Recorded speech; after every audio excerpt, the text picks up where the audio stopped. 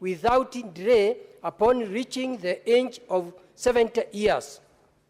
2. Clarify whether all relevant government officers have been equipped with the necessary tools for effective data collection to ensure automatic enrollment of individuals who have reached the age of 70 and persons with disabilities, and confirm if the request IT systems are in place to automatically halt payment to deceased persons. And 3, indicate whether the State Department for Medical Service has considered the possibility of accepting senior citizens and persons living with disabilities from contributing to the Social Health Authority, SHA. Senator Mundigi, Embu County. Senator Professor Tom Ojenda.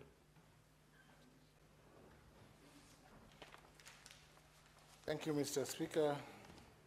I have 3 statements. The first statement is on the alarming rise in gas-related explosions. Mr. Speaker, I rise pursuant to Order 53.1 to request a statement from the Standing Committee on Energy regarding the alarming rise in gas-related explosions across the country. I'm alive that Senator Buru is the chair, which have led to significant loss of life, injuries, and extraction of property.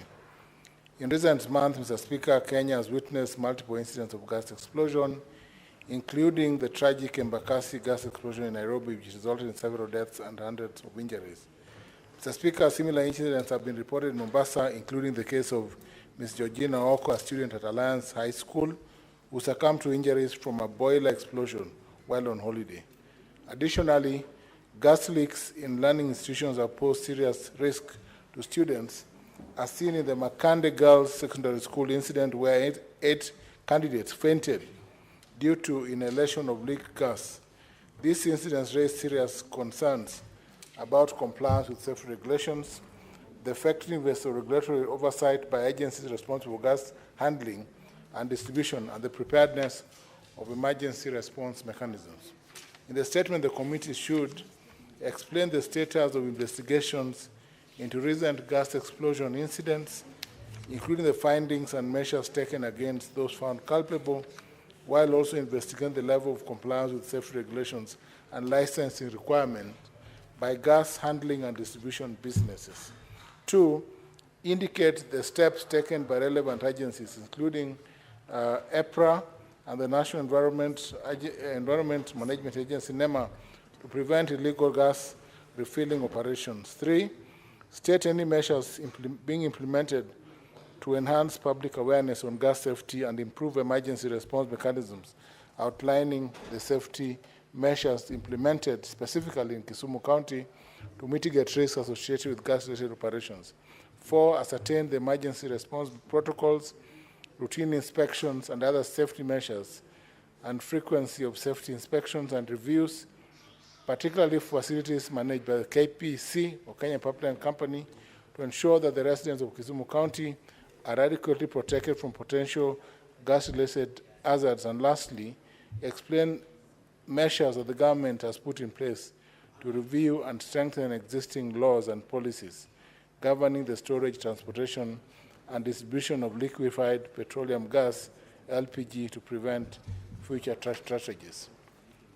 Mr. Speaker, my second statement is on the promotion of alternative sports in Kisumu County.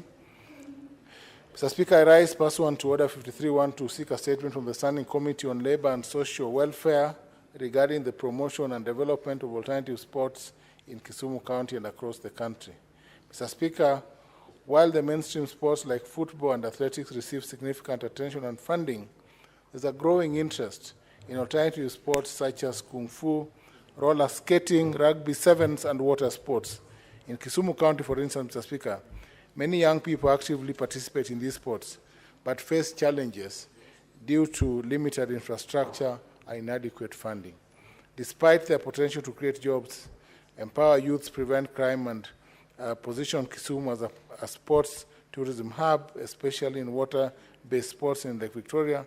There's little structured investment in this discipline. In the statement, Mr. Speaker, the committee should outline the Ministry of Sports plans to promote and develop alternative sports, particularly in Kisumu County, detailing steps taken to provide the necessary infrastructure, including the construction and upgrading of sports facilities, access to training equipment, and establish of talent development centers to support growth of this business. Secondly, state whether the government has policies or dedicated funding programs to support alternative sports, and if not, indicate whether there are plans to introduce such initiatives to enhance development and accessibility of alternative sports at both grassroots and national levels.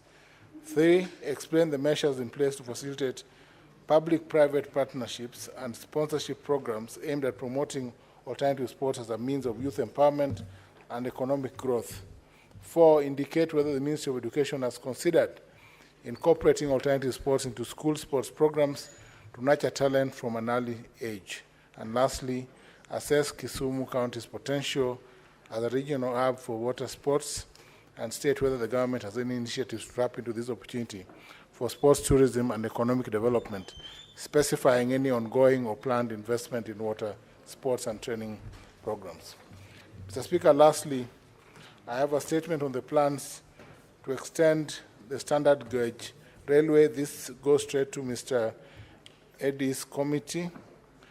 I rise pursuant to Standing Order 53 to seek a statement of the Standing Committee on Roads, Transportation and Housing regarding the plans to extend the standard gauge railway to Kisumu County.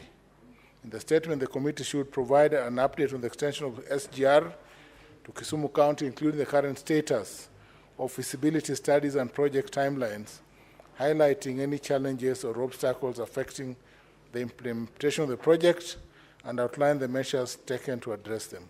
2, clarify whether the government has secured funding for the project, and if so, provide details on the specific sources of funding, including international lenders, bilateral agreements, or public-private partnerships, outlining terms of engagement, repayment plans, and any conditions attached to funding.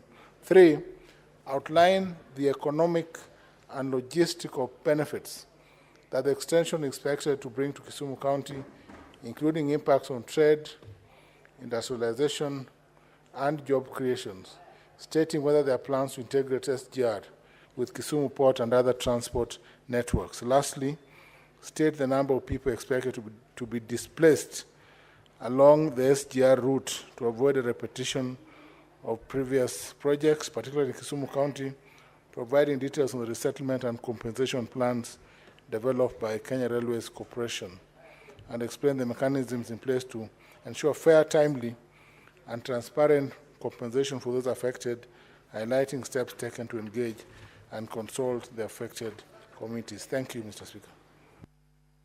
Senator Mohamed Chute.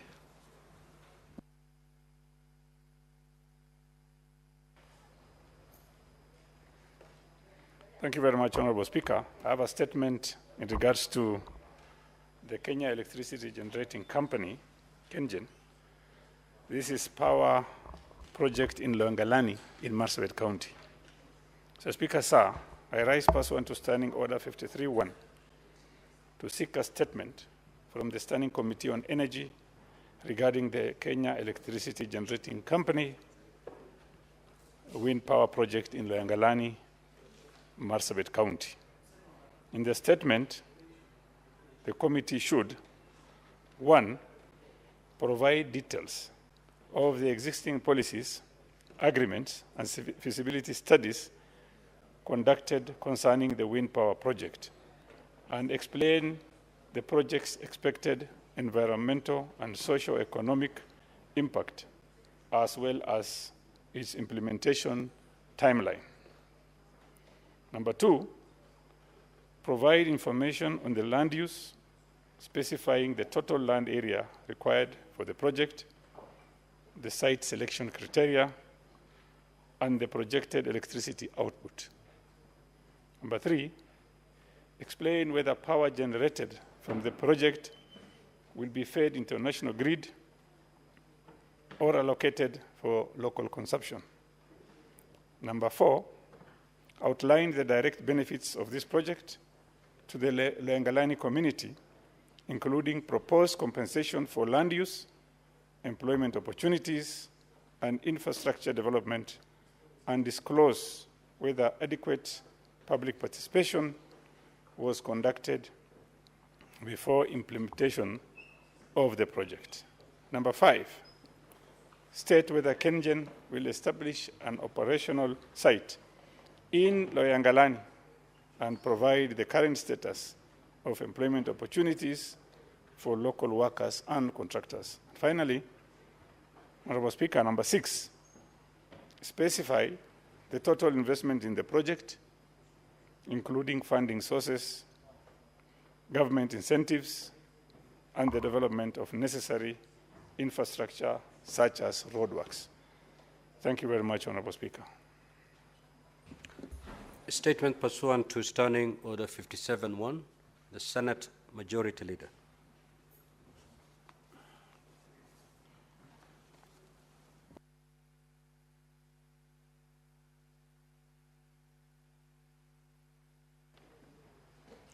Thank you, Mr. Speaker, sir. This is a statement by the Senate Majority Leader on the business of the Senate for the week commencing Tuesday, 18th March 2025, pursuant to Standing Order number 57-1. That pursuant to Standing Order number 57-1, I hereby present the business for the week commencing Tuesday, 18th March 2025. Before I make the presentation, Mr. Speaker, allow me to give the status legislative business pending before the Senate. Therefore, 1, 55 bills, 43 are at the second reading, and 12 are the committee of the whole. 31 motions, which are pending conclusion. 36 petitions are pending conclusion, out of which 17 are due for reporting by the respective standing committees, and 540 statements pursuant to Standing Order number 53-1 are pending conclusion. 3, on the matter of petitions, honorable senators will recall that the standing orders were amended to have the reports on petitions debated and adopted. So far, the Senate has considered and adopted 8 reports on petitions. Standing Order number 225 of the Senate provides for follow-up on implementation of the Senate resolutions. I therefore urge the relevant standing committees to follow up on the same and ensure that the recommendations on the petitions are acted upon. I also take this opportunity to urge the standing committees that are yet to table reports on petitions to adhere to the timelines provided for in the standing orders. Mr. Speaker, sir, as honorable senators will note from today's order paper, orders number 8 and 9 relate to the financial matters which have timelines. Additionally, number 10 and number 15 relate to business awaiting division. I therefore urge honorable senators to remain in the chamber for the consideration of the reports of standing committees on finance and budget, on the budget policy statement, and the medium-term debt management strategy, and the divisions schedules to be undertaken today.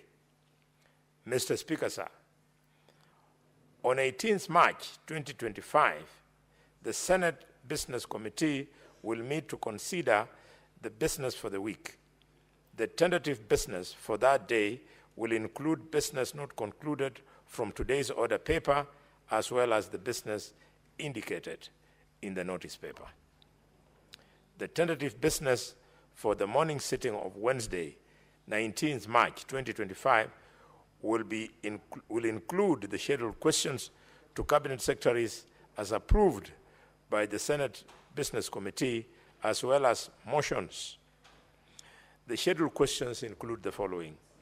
Question number 08 to the Cabinet Secretary for Water, Sanitation and Irrigation on the status of compensation of landowners who granted wayleave for the Lower Guja Irrigation Development Project by Senator Eddie Okech, MP.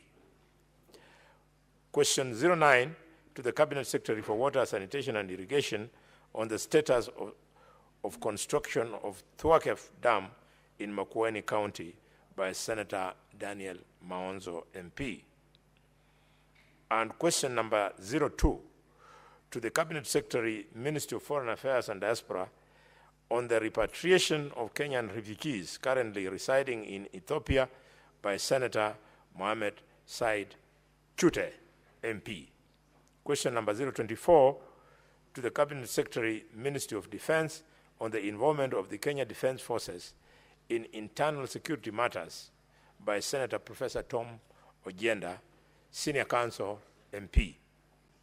Question number 07 to the Cabinet Secretary, Ministry of Cooperatives, Micro, Small and Medium Enterprises Development on the non-payment of terminal dues to the employees of the former Kenya Cooperative Creameries, KCC, whose services were terminated, you will remember, in 1999. This question is by Senator Eddie Okech, MP. And finally, question number 042 to the Cabinet Secretary, Ministry of Cooperatives, Micro, Small and Medium Enterprises Development on the revival of Kimuri Coffee Factory in Kisumu constituency by the Senator Veronica Maina, nominated MP. Mr. Speaker, the tentative business for the afternoon sitting on 19th of March 2025 will include business not concluded from the order paper for 18th March 2025 and the following businesses. On bills at the second reading, we have the Public Finance Management Amendment Bill, the County Government's State Officers Removal from Office Procedure Bill, the Creative Economy Support Bill, the Livestock Protection and Sustainability Bill, the County Government's Amendment Bill, Senate Bill number 39 of 2024. And then the business in the Committee of the Whole include the following. 1, the Early Childhood Education Bill, the Energy Bill, the County Public Finance Laws Bill, the County Government's Election Laws Bill, the County Assembly Services Bill, the Street Vendors Bill, the Local Content Bill, the Land Amendment Bill, the Cooperative Societies Amendment Bill, the National Disaster Risk Management Bill, and, Mr. Speaker, finally, business on motion.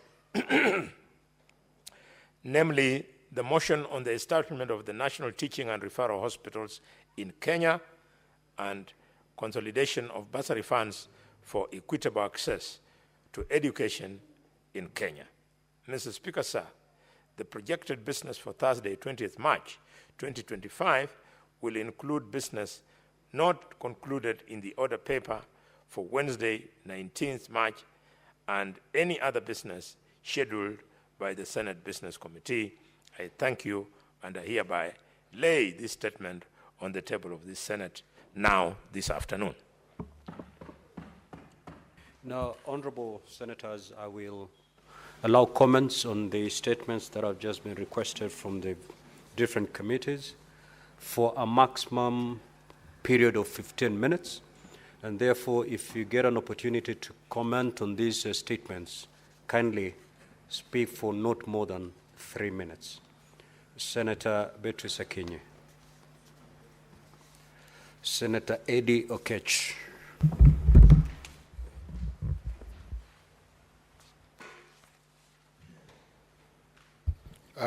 Thank you, Mr. Speaker. I wanted just to, make a few comments on the statement by the Senator for Kisumu, Senator Tom Ojienda, on the extension of SGR. I know it's coming to me and to our committee, the Committee on Transport, Roads and Housing. But, Mr. Speaker, this is a very important project that must be considered, hopefully, with the committee and with the idea of trying to make sure that we can be able to invest our intellect in ensuring that the idea of SGR extension to Kisumu comes about, and not only just to Kisumu, to go all the way to the border of Kenya at Malaba. Because, Mr. Speaker, SGR is a very serious economic stimulus project that will be able to open up the country. If you look at the country currently, Mariakani border is a very important part of the services of goods running around the country and across the country and across the continent. So is Migori County, where I come from, and so is Malaba border. And Mr. Speaker, the conceptualization of SGR was mistaken because initially SGR was thought to be an efficient means of transport for goods more predominantly, but now it is becoming a critical integration for moving labor in our country. And Mr. Speaker, I hope that with projects like SGR, we can envision how we can be able to move the labor so easily across the country. Even moving labor today in Nairobi alone has become a problem. And I wanted to wish us the courage, Mr. Speaker, that even as the committee will be looking at this, we start dreaming and having ambition of even one day having a metro service within Migori County, within Mombasa, within Malaba, and within Kisumu, and if possible, we start with Nairobi, so that we invest on proper movement of labor in this country and make it cheaper to commute and transact business. So this is something we look at very strongly, and I thank Senator Ojenda for bringing this up, and I hope that with the broad-based arrangement, this is something that will be able to open up the country for all of us to be able to contribute in this economy. Therefore, I support it, and Senator Ojenda, be assured that I'll take this matter very seriously together with the committee and make sure we give it justice. I thank you, Mr. Speaker. Senator John Kinyua. Asante Bwana Spika kunipa fursa hii. Nasimama kuchangia taarifa iliyoletwa na Senator Mondigi kuhusu hazina ya afya. Bwana Spika, wazee wengi ambao wamefikisha umri wa miaka 70 wanaishi kwa hali ya uchochole, hali ya umaskini, Bwana Spika. Kwa hivyo nataka kuunga mkono ya kwamba kamati itakapokuwa ikishughulikia hili jambo, ishughulikie kwa dharura, ndio wananchi wa Kenya ama wazee wetu ambao ni wakongwe waweze kulipiwa hazina ya afya na serikali, Bwana Spika. Kwa sababu hata zile hela ambazo wakongwe wanapaswa kupatiwa inakuwa ni vigumu sana kwao kupata. Unapata wanakaa miezi mingi bila kupata zile hela, Bwana Spika.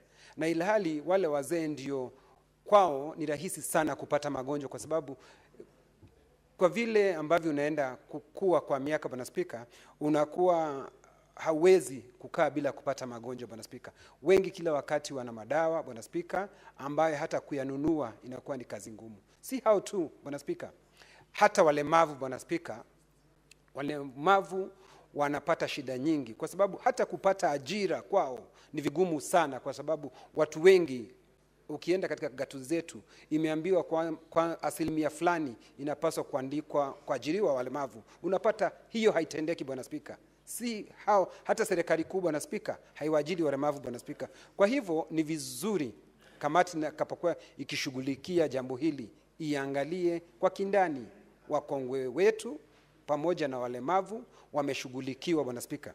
Nataka kuunga mkono taarifa iliyotolewa tena na Senator Professor Ojenda, Bwana Spika, kuhusu reli kupelekwa moja kwa moja mpaka Kisumu, hata katika Malava, mahali mpaka wa Kenya na Uganda iko. Kwa sababu, Bwana Spika, hiyo itaongeza mambo ya biashara. Watu wataweza kusafiri kwa urahisi, na nchi yetu ya Kenya, Bwana Spika, mahali ambapo itakapopitia sehemu hizo, utapata ya kwamba biashara zitaimarika, na wale ambao wengine ambao hata walifikiria kwamba sehemu zao ni kama zimewachwa, zitafunguliwa reli itakapopitia pale, na watu wengi wataweza kunufaika. Bwana Spika, nashukuru. Senator Faki. Asante Mheshimiwa Spika, pia mimi kunipa fursa kuchangia taarifa kuhusiana na milipuko ya mitungi ya gesi katika miji tofauti tofauti. Mheshimiwa Spika, nimpongeze Senator Ojienda kwa kuleta taarifa hii ambayo imekuja katika wakati mwafaka. Mheshimiwa, kule Mombasa kila siku kuna moto isiyopungua 2-3 na mingi inasababishwa na milipuko ya gesi. Na mara nyingi Mheshimiwa Spika, japokuwa kuna ongezeko la matumizi ya gesi kwa matumizi ya kinyumbani, hakuja kuwa na mfumo wote wa kuwasaidia wale ambao wanatumia gesi hizi kupata elimu kuhusiana na matumizi hayo. Kwa mfano Mheshimiwa Spika, ule mpira ambao una connect mtungi wa gesi kuja mpaka kwenye kichwa ambako kinawaka moto, inatakana itumike baada ya miaka 2 lazima ibadilishwe. Lakini utapata wengine kutoka aliponunua mtungi wa gesi, ile pipe bado ni ile. Na ile mara nyingi huwa inalika kule ndani, na ikilika inasababisha gesi kuanza kuvuja. Na ikivuja ile gesi ndio inaweza kusababisha mlipuko ama moto bila matatizo yote. Kwa hiyo Mheshimiwa Spika, jukumu hili la kupambana na moto pamoja na dharura nyingine ni jukumu ambalo liko katika kaunti zetu. Kwa hivyo lazima kaunti zetu zikishirikiana na EPRA, ikishirikiana pia na wahudumu wa zimamoto, waanzishe mikakati ya kuwaelimisha wananchi juu ya masuala ya matumizi ya gesi. Kwa sababu mara nyingi wengi wanatumia gesi zile bila ya elimu yoyote, na hivyo basi inawafanya kuingia katika hatari ambayo inaweza kuepukika. Mheshimiwa Spika, kwa mfano katika nyumba moja Mombasa ya Kiswahili ina rumu karibu 10 na kila mtu ana meko. Kwa hivyo moja ikilipuka utapata milipuko 10 inalipuka kwa wakati mmoja, kwa sababu ule moto unasambaa kwa haraka na vile vile inakuwa ni hatari kwa binadamu na vile vile pia kwa rasilimali ama majumba ya watu hao. Asante Mheshimiwa Spika. Senator Methu. Thank you very much, Honorable Speaker. I want to comment on that statement that has been sought by the Senator for Kisumu, Senator Professor Tom Ojienda, especially on the extension of the standard gauge railway all the way to Kisumu. What I want to agree with the colleagues who have actually said that it will ease movement of people and goods, and it will even make it is an economic viable project, Honorable Speaker. And since the chairman of the committee, the new chairman of the Committee on Transport is here, Honorable Senator Eddy, and whom I have not had an opportunity of congratulating. Congratulations, Senator Eddy. As you take up on this particular mandate, Honorable Eddy, I thought Senator Kinjo would actually mention that I would wish that you expand your scope, even as you look at the extension of the standard gauge railway from Naivasha all the way to Kisumu. What perplexes the people of Kenya is the fact that governments do not live, they don't live in perpetuity in terms of projects that they have initiated. On this matter of the standard gauge railway, Senator Kenya will tell you that we have a very magnificent railway or terminus at a place called Chaka. We have another one at a place called Olkalau. The railway between Gilgil or Kalau to Nyahururu was rehabilitated. We only saw one train use that railway, and we don't know what became of it. Senator Kenya will also tell you, there was even a standard gauge railway that was done all the way to Nanyuki in Laikipia. But nothing has been done to this effect, or we don't know what became of that particular project. We have a very magnificent railway terminus at Olkalau. We only see it as a white elephant. It was done, it was commissioned, it was opened. Nothing to show for it. The money of the people of Kenya was spent on these particular projects. What became of these projects, Honorable Speaker? Because we cannot just abandon, just because they were started by Uhuru Kenyatta. Nothing is being done to it, Honorable Speaker. And you know, these are capital projects. These are not small projects. These are not the small projects of 1 million chapatis, for example. These are capital projects that, Honorable Speaker, a lot of government money has been pumped on these specific projects, Honorable Speaker. We would want to know, Senator Eddy, as you bring that particular report, we would want that report to be very exhaustive. On the day that we invite the Kenya Railway Service, ensure that these questions do not now come with other senators, Honorable Speaker. Get as many answers as you can so that we're able to serve the people of Kenya better. Asante. Senator Onyonka. Thank you, Mr. Speaker. I would actually like to pick up from where my brother Senator Methu has stopped, and that is Senator Ojenda, thank you for raising that issue. I hope, Mr. Speaker, that when this SGR is going to be laid out, that Kisii will not be forgotten.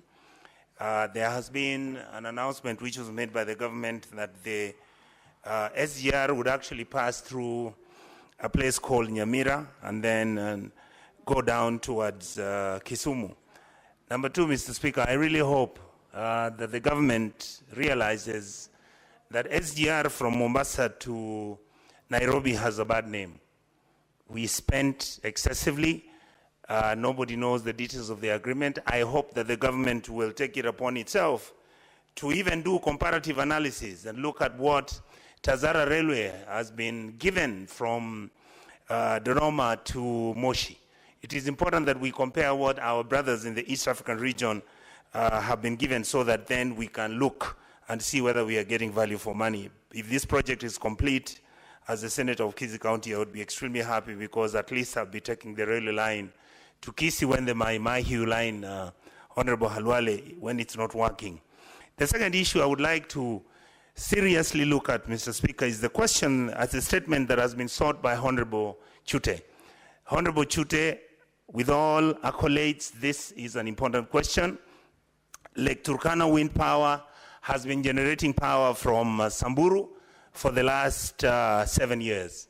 The amount of money they make, nobody knows. The amount of capital investment which was done, nobody knows. There was a standard agreement between the amounts to be shared with the local community under the 30-70 rationale. That hasn't been made very clear. And the information that some of us, Mr. Speaker, are getting is that Lake Turkana wind power is now basically providing CSR services, do toilets, provide one borehole here and there, and yet the amount of land that Lake Turkana wind power took is more than 170,000 acres of land. The community and the people in this area have never been compensated since this project started. The owners of this company, it's assumed they are foreigners. I used to believe that the local community at least should have been given even one simple director or even make sure that some of the children from these areas can be taken to university so that one day they'll take over the running of the project. Secondly, Mr. Speaker, KenGen is now, they want to do a second phase of this project. I believe that this is a very good idea, but how I pray that this project Give the Honourable Senator 1 minute to conclude his remarks. Thank you, Mr. Speaker. How I wish that these projects can be open, transparent, at least, Mr. Speaker, not to all Kenyans, not to all senators. We have the Transport Committee. So my suggestion would be let the government disclose and tell the committee of this House what it wants to do with KenGen, how much it's going to cost, whether it's a PPP. Nobody objects that PPPs don't work. But once they're transparent and accountable, Mr. Speaker, nobody would have an issue as to what project is going to be successful. Thank you, Mr. Speaker, and I really give a lot of accolades to Honorable Chute for bringing this very important matter. Thank you. Senator Boni. Thank you, Mr. Speaker. Mr. Speaker, very quickly, congratulations, Professor Tom Ojenda. I thought your thinking is limited to law, but I can see you appreciate business. Mr. Speaker, because of the issue as raised on SGR, the Parliament of Kenya must put pressure on the executive to roll out SGR, understanding it as the new way to expand the economy of Kenya. Kenya's largest trading partner is Uganda. And therefore, if this SGR will go that direction, then we are speaking to the big picture. Mr. Speaker, I therefore want us to please Senator Onyonga in Nyamira and Kisii there, and then the people of Kisumu, fine.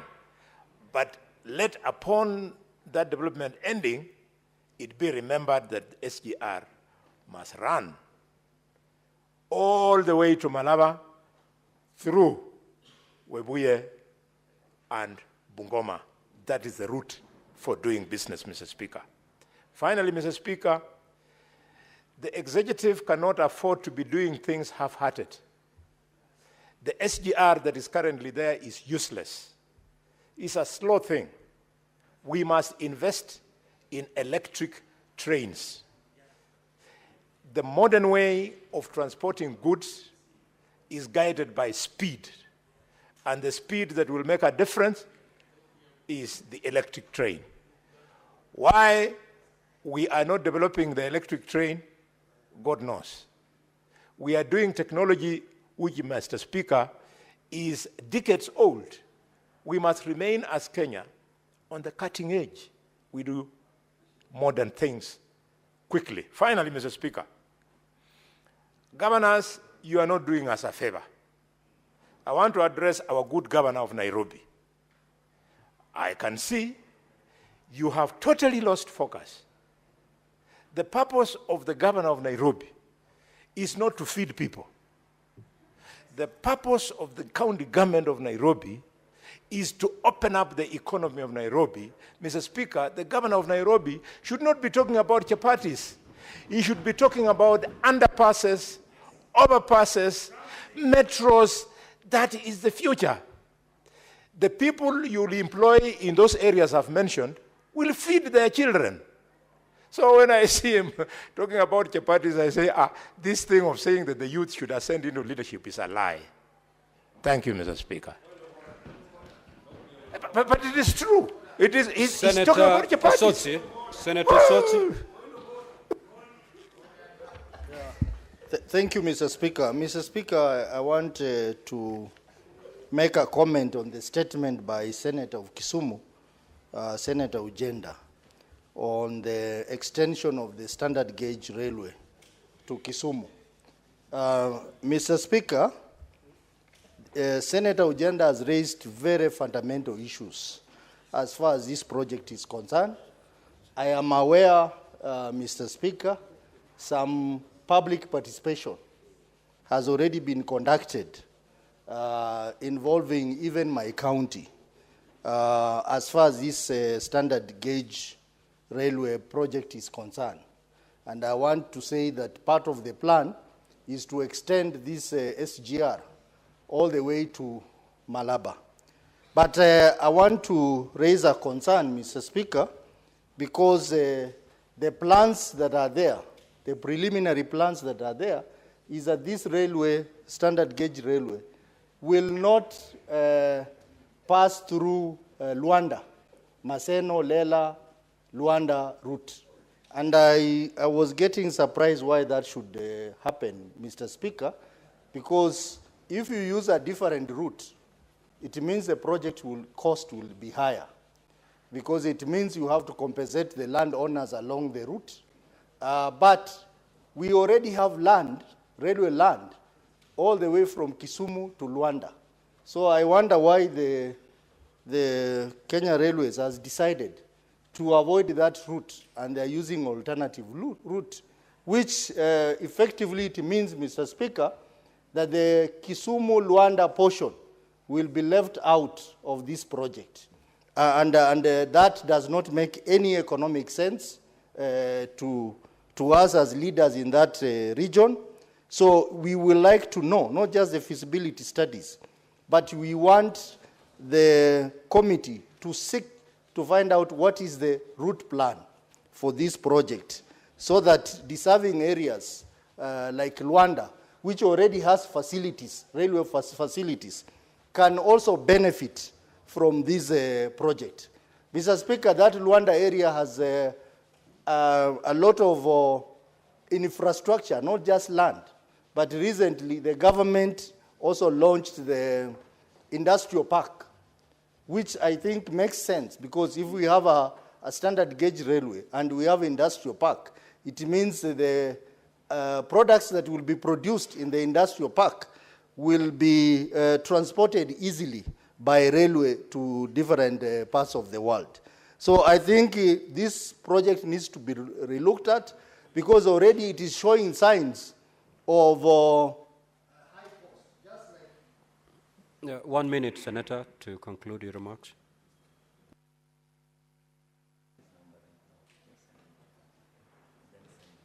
already it is showing signs of high cost, because clearly the planners of this, the plans they have in mind is to try and divert the railway line to areas where they can have land negotiated and bought, and leaving out areas which already have land, like the patch between Lela, Maseno, and Luanda.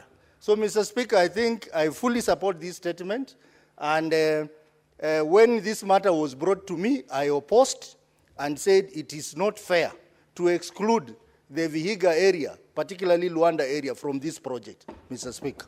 I support this statement by Senator, my neighbor, Professor Tomo Ojenda, who has now officially rejoined the ODM party. Next order. Order number 8, motion, consideration of the report of the Standing Committee on Finance and Budget on the 2025 Budget Policy Statement. The Chairperson, Standing Committee on Budget, on Finance and Budget.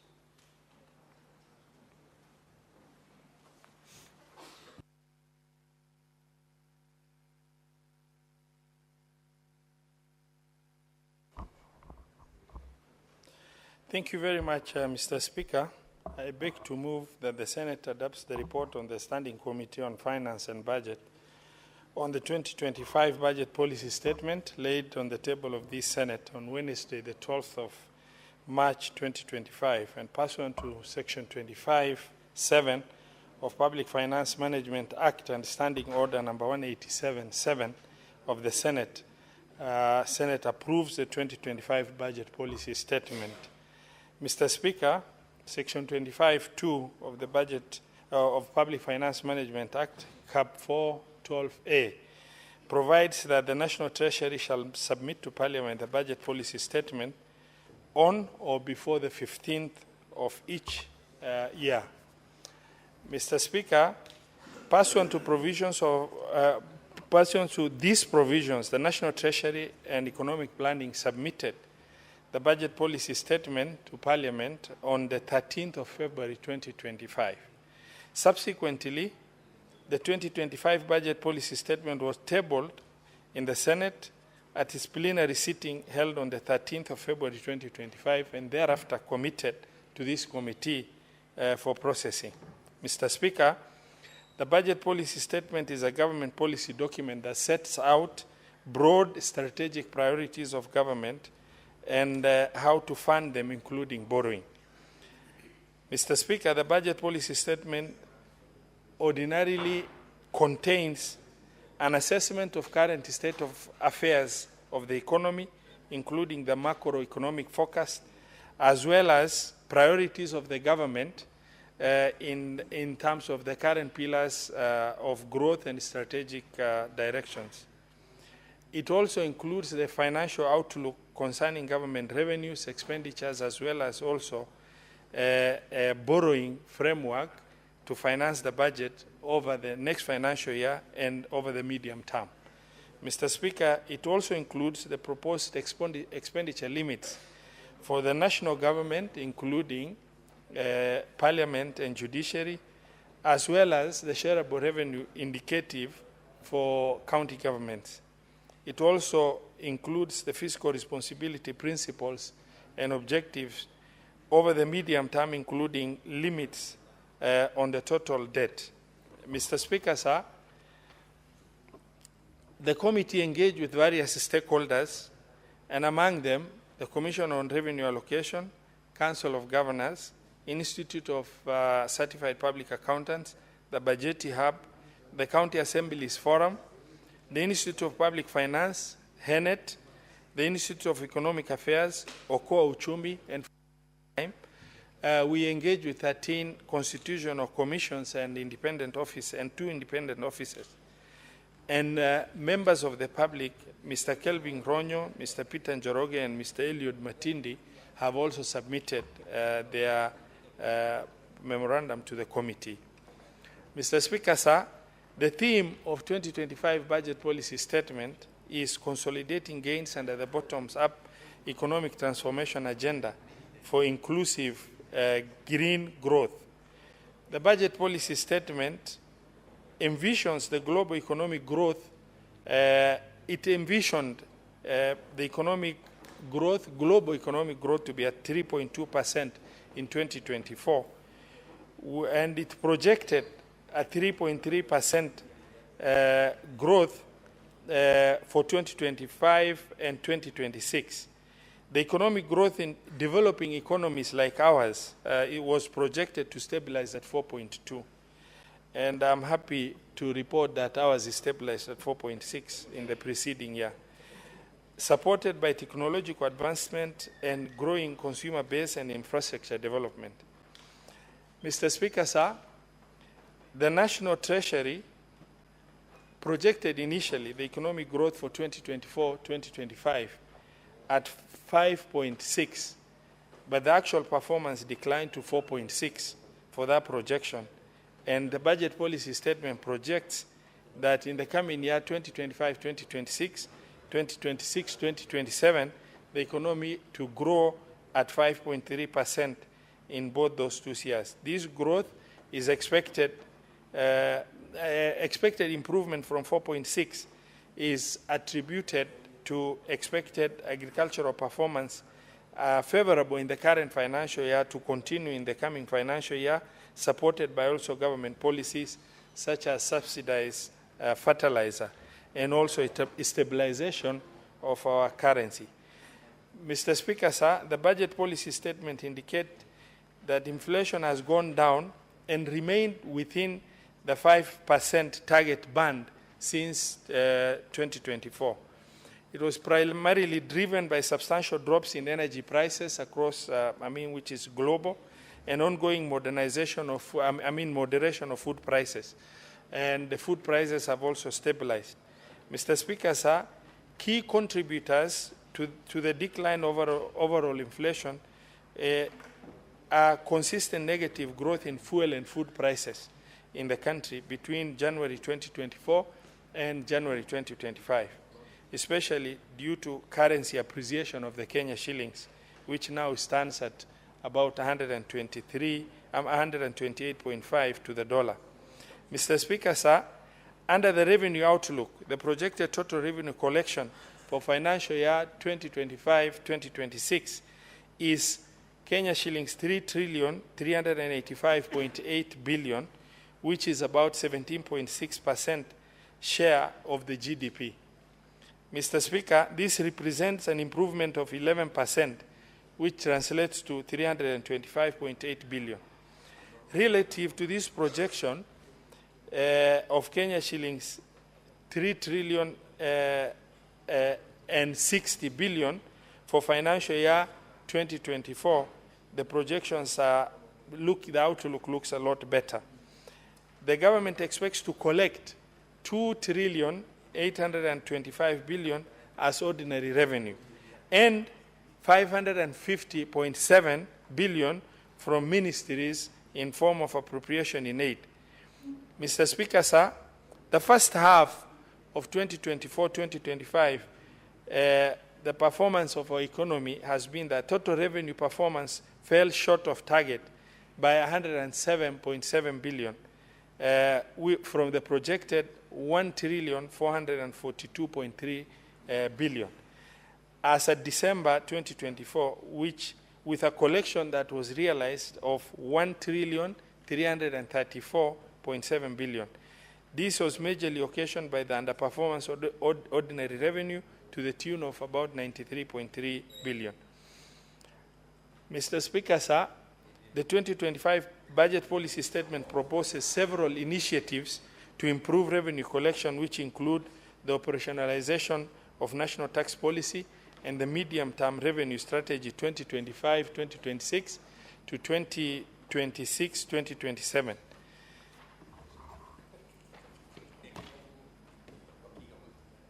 Mr. Speaker, sir, the proposed overall budget for the financial year 2025-2026 is projected to be at 4,336.1 billion, which is 9.8%, translating to 2.7 billion, above the approved expenditures in Supplementary Estimate 1 for financial year 2024-2025.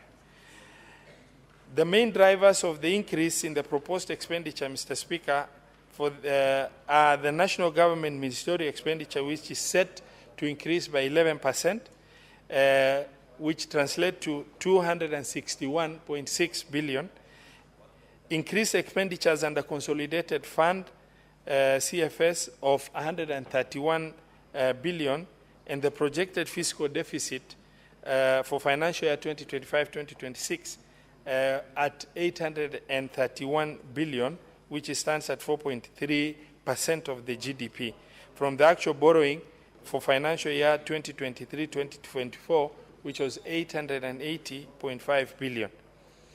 Mr. Speaker, sir, the shareable revenue, ordinary revenues, is expected to grow from the projection of 2,575.9 billion at the end of financial year 2024-2025 to 2,835 billion in the financial year 2025-2026.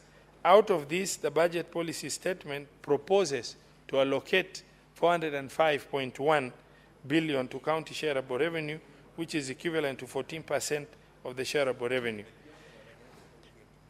translating to about 17 billion increase from the current 387.4 billion allocated in financial year 2024-2025. Mr. Speaker, sir, the government proposes an additional allocation to county government to the tune of 69.8 billion in the financial year 2025-2026 as additional revenues to county government. The additional resources are conditional grant, translating to 12.89, which is directly by the national government, and proceeds from loans and grants from development partners, translating to 56.91 billion. Mr. Speaker, sir, in the financial year 2025-2026, the government proposes to allocate 10.5 billion to equalization fund, out of which 7.8 billion is the 0.5% constitutional requirement, and 2.7 billion as contributions towards arrears of equalization fund, which has never literally worked, and the arrears now stand at almost 39 billion. Mr. Speaker, the fiscal risk relating to county government also has been indicated in the budget policy statement. From a projection of 80.9 billion of ONSA's revenue collection, the county government for financial year 2023-2024 only managed to collect 58.9 billion, which is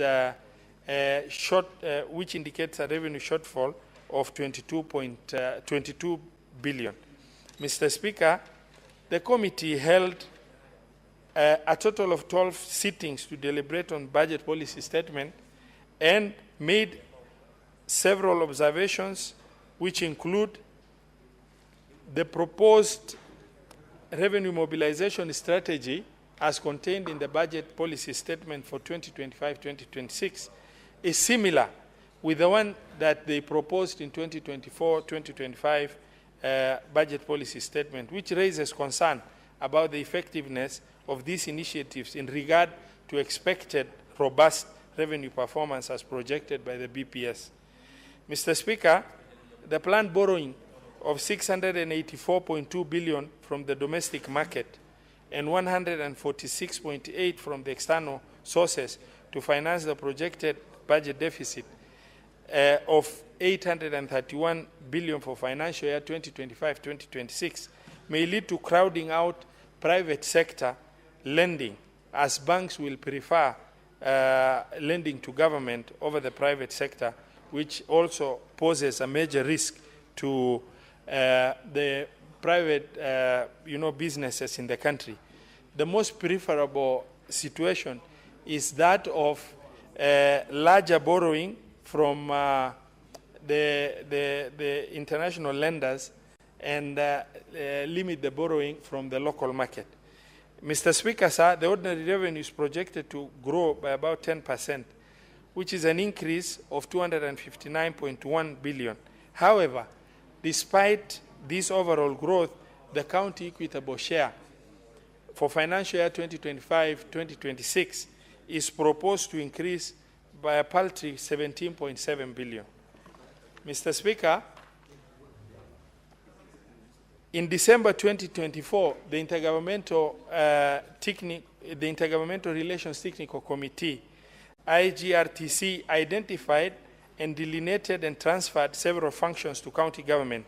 However, the Budget Policy Statement 2025 does not outline a framework for allocating resources to the transferred functions, which is necessary resources to support these functions.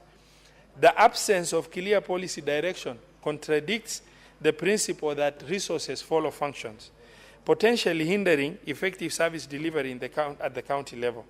Mr. Speaker, the government intends to scale up funding for road sector, including financing and settlement of pending bills. The road sector, as you know, is very, very key to mobility and economic performance of this country. However, Mr. Speaker, there are limited finances and there has been accrued pending bills by both levels of government. However, in this regard, the budget policy statement has not brought out that aspect of the clarity on the borrowing. That is the infrastructure bond that is intended to be floated, that to be financed by about the 7 shillings per litre increase that was projected for the road to be able to settle the road sector pending bills. For the road sector, including using part of the RMLF as security to borrow and raise additional funds of about 175 billion to pay pending bills. Mr. Speaker, it's not only the national government that has pending bills on the road sector. The county governments also have pending bills. The additional 7 shillings following the rise of the levy from 18 to 25 in July last year, and which is intended to finance the bond to collect about 175 billion. This major shift means front-loading the use of RMLF by accessing quantum amounts now and use the periodic collection to offset the facility. Mr. Speaker, the committee has recommended setting aside 13.9 billion from the expected collection of RMLF for financial year 2025-2026 and a proportionate amount as a share of the 175 billion to be able to also facilitate county governments to offset their pending bills on roads.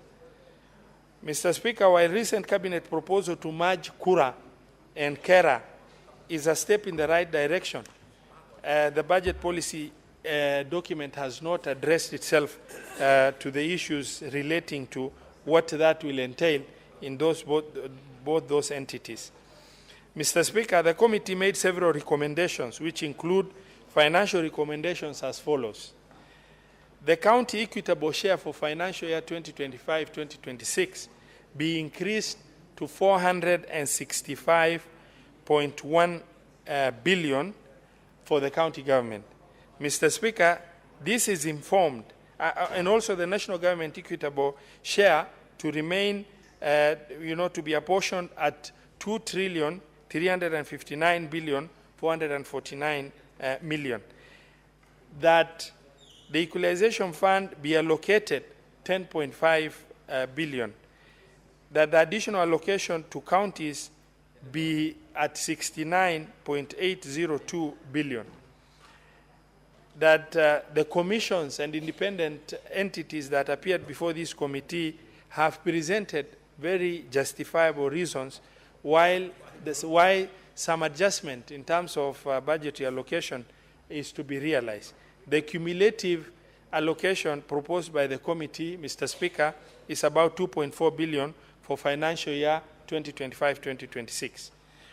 Mr. Speaker, the justification by the counties, by the committee for the proposal of 465 billion to a shareable revenue to county governments is as follows.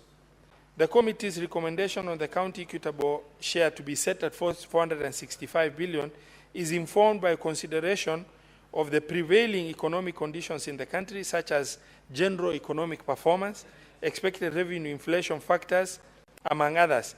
Further, the committee took into account the non-discretionary expenditure from the national government priorities expected to be implemented by the counties. Mr. Speaker, the 465 billion is based on approved Division of Revenue Act number 7 of 2024, which contained an allocation of 400.01 billion, adjusted by an inflation factor of about 4%, bringing that figure to 416 billion. This normally covers the additional growth in shareable revenue and general inflation in the economy. On top of this, the committee added the following non-discretionary expenditure to be borne by counties as follows. The impact of housing levy, which is legislation passed at the national level that has direct impact on the counties, amounting to 4.1 billion. Contributions to NSSF, which was enhanced, that translates to about 6 billion. Matching allocation on county aggregation industrial parks, which is a national government priority project meant to improve the market situation within the country, amounting to 11.8 billion. Matching allocation to community health promoters, which was a pronouncement of the national government, which is shared on 50-50, amounting to 3.23 billion. An annual wage increment in the IPPD system, which happens automatically, amounting to 6.3 billion cumulatively for the 47 counties. And basic salary increment, as per the Dr. CBA 27/2021, execution of return to work formula of 3.5 billion, all totaling to an extra 34.9 billion, which is required to be financed by the counties. Mr. Speaker, at this juncture, allow me to inform or bring to the attention to the Senate that from the time we suffered COVID-19, shareable revenues to county government have stagnated. For 2 financial years, it remained 370. Then there was marginal adjustment that moved it to 385. And then the only reasonable movement upward was when we proposed 400, and that was later through an amendment to Division of Revenue Act brought down to 387.7, meaning the county governments for an approximate almost 4 to 5 years have not realized any substantive revenue increase, while the revenues of government have continuously performed well in terms of increment year after year, which justifies the certain position that, the position that we as the committee recommends for the House to adopt. Further, it is expected that sharing of equitable revenue among counties in financial year 2025-2026 shall be used based on the proposed 4th basis of revenue sharing, which, based on the controversies that crowded the 3rd basis of revenue sharing in this same Senate, we envisage a challenging situation ahead. And because of that, the committee in its wisdom has proposed 14 billion to cushion all counties from transitional effects of the new basis of revenue sharing. All these add up to 465 billion, and hence the committee recommends the House to adopt this county equitable share for financial year 2025-2026. Finally, Mr. Speaker, I appreciate all stakeholders who appeared before this committee. Other than our traditional stakeholders, Mr. Speaker, we have engaged with 13 constitutional commissions and 2 independent bodies for the first time. And I also want to extend our appreciation to the members of the Committee of Finance and Budget who had to endure long hours to be able to engage with these strategic stakeholders to take their input. I also wish to appreciate your office, Mr. Speaker, and that of the clerk for facilitating committee activities flawlessly without any hitch. Lastly, Mr. Speaker, I request honorable senators to approve the committee's report on the 2025 budget policy statement. And as I move, I wish to request my brother, Honorable Senator Dr. Boni Kalwale, to second. Thank you, Mr. Speaker.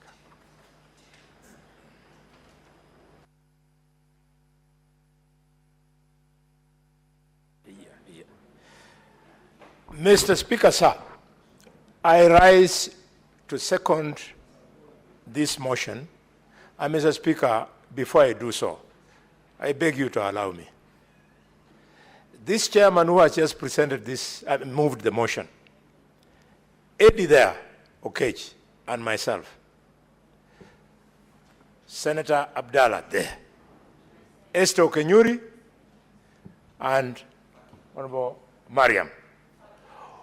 We have spent a lot of time painstakingly listened to all commissions, combed through this budget policy statement to bring you a quality report.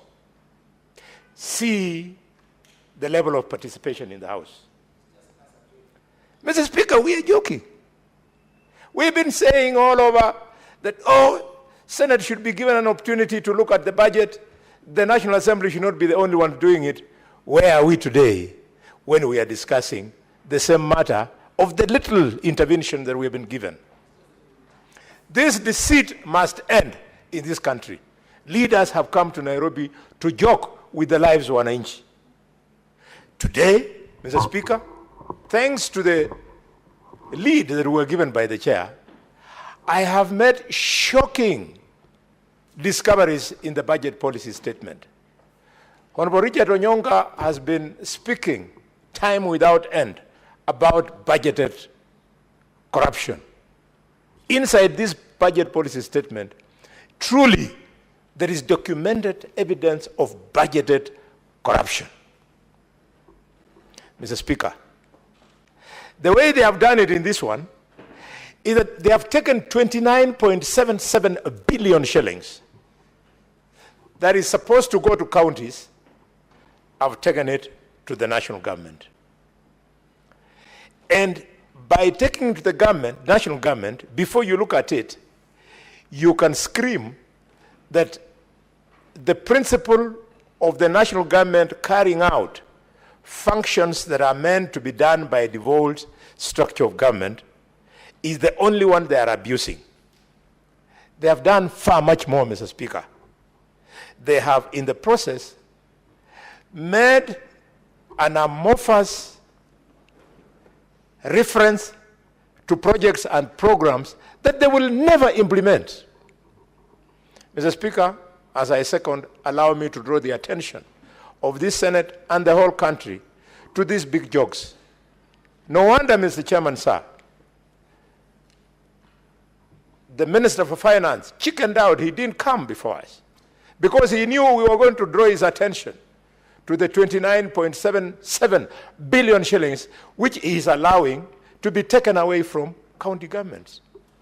If that money had been allowed to go to county governments, the shareable revenue would have risen from 387 that we have given counties to 419. This is a crime sin. Mr. Speaker, allow me, I know you won't refuse, to move a motion of censure against the Minister for Finance so as to send him a clear message. He cannot tell the media that he cannot come before our committee because he expects us to make reference to the presentation he gave in the National Assembly. He's underrating this institution to very high levels. Mr. Speaker, in this misadventure, 7.2 billion shillings meant for health by county government has been removed and brought to Afya House. To do what, Mr. Speaker? 50 million to go to Kisumu Hospital in Nyeri. why can they allow the governor of Nyeri to implement that development worth 50 million shillings in his hospital, in his county? Number two, 50 million to go to Kibugwa Health Center in Tharaka-Nithi. Why can they allow the governor of Tharaka-Nithi to preside over this development? Mr. Speaker, 100 million to go to Kiambu, to Listigeti Hospital in Kikuyu constituency. This is not equity. In the entire Nyanza province, you've got only one such a hospital serving 4 million people. But in Kikuyu, not in Kikuyu, in Kiambu, there are 5 such hospitals, and they can afford to add them another 100 million so as to keep on adding insult to injury. This is a house of equity. We want to call the National Treasury to order. This is deal cutting and not budgeting. Mr. Speaker, then they have ended an amorphous thing. They call it Reproductive Maternal Neonatal Care Child and Adolescent Health Project. They have given it 1.8 billion shillings. What they want to do, they can lie to some of the senators, but you can't lie to me. I'm a doctor of medicine. I know what you're talking about. This is an opportunity to remove money from the budget.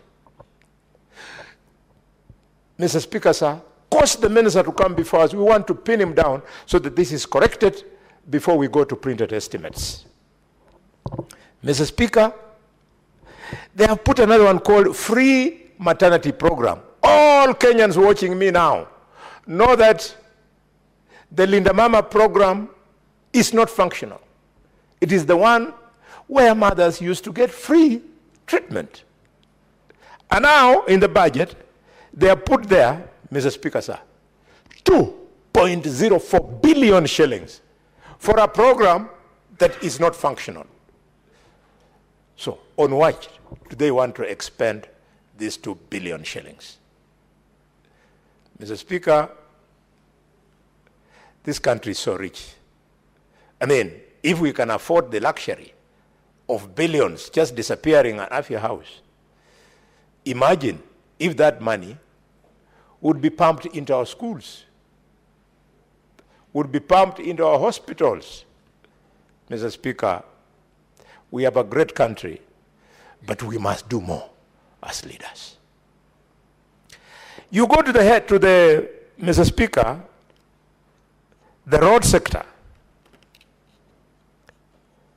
Projects that should have been done by county governments worth 1.011 billion shillings that have been taken to the national government. To do what?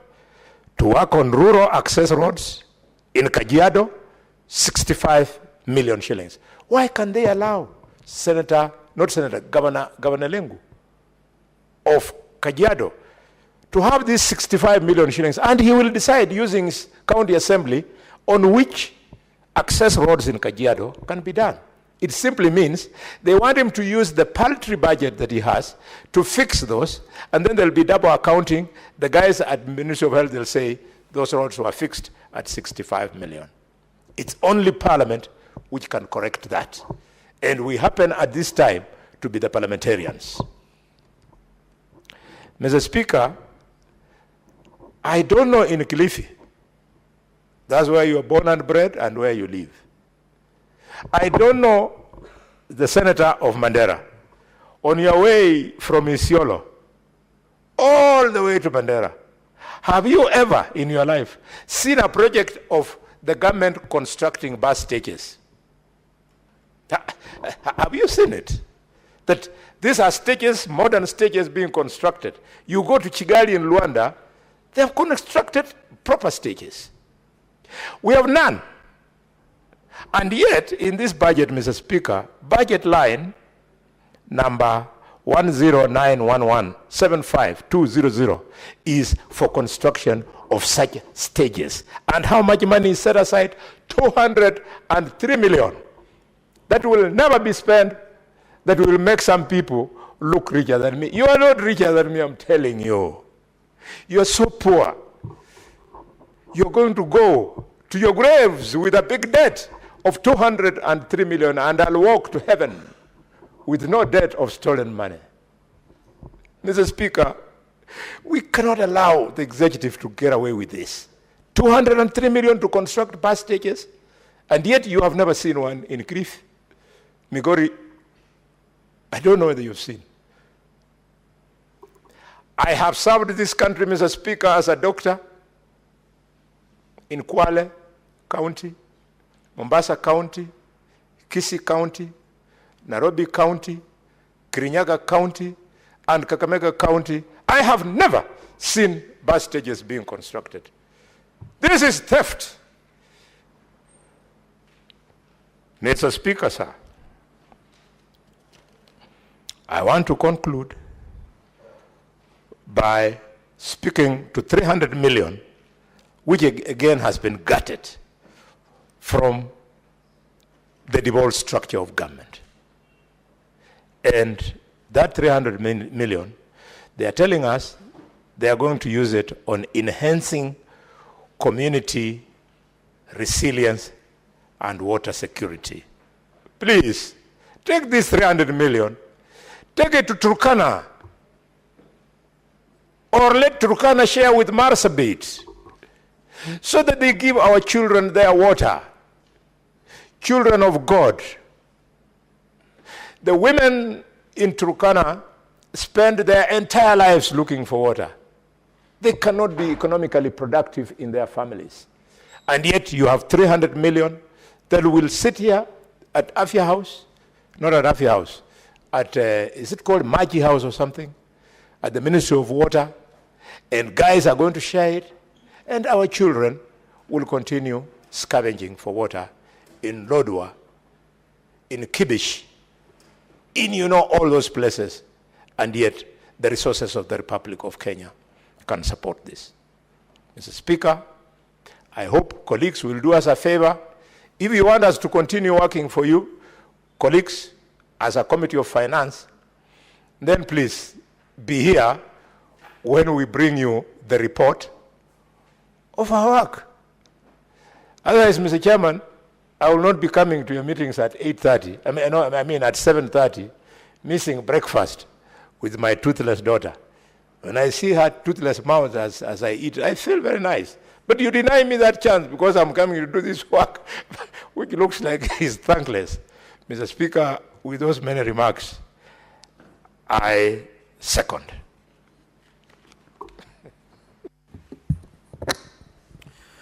Now, honorable senators, I'll proceed to propose the question that the Senate adopt the report of the Standing Committee on Finance and Budget on the 2025 budget policy statement laid on the table of the Senate on Wednesday, the 12th March of 2025, and pursuant to Section 25(7) of the Public Finance Management Act and Standing Order 186(7) of the Senate, approves the 2025 budget policy statement. Now, the floor is open. Senator Eddy.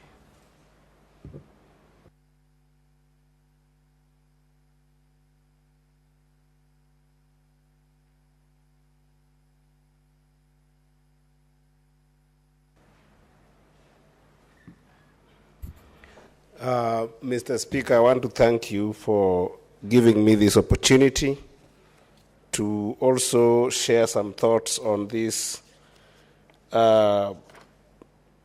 BPS for this year. Mr. Speaker, I wanted to start my comment today by looking at chapter 15 of our Constitution. And chapter 15 of our Constitution, Mr. Speaker, is dedicated to commissions and independent offices. And Mr. Speaker, this chapter says that It applies to the commissions specified in clause 2 and the independent offices specified in clause 3, except to the extent that this constitution provides otherwise. And then it goes ahead and lists all the independent commission that we must have, Mr. Speaker. But then further to chapter 249 of the Kenyan Constitution, we are provoked as a country to think about the objects and authority, and further even on the funding of these commissions, the independent offices that we have established as a country. And Mr. Speaker, there is a reason as why we have got these independent institutions.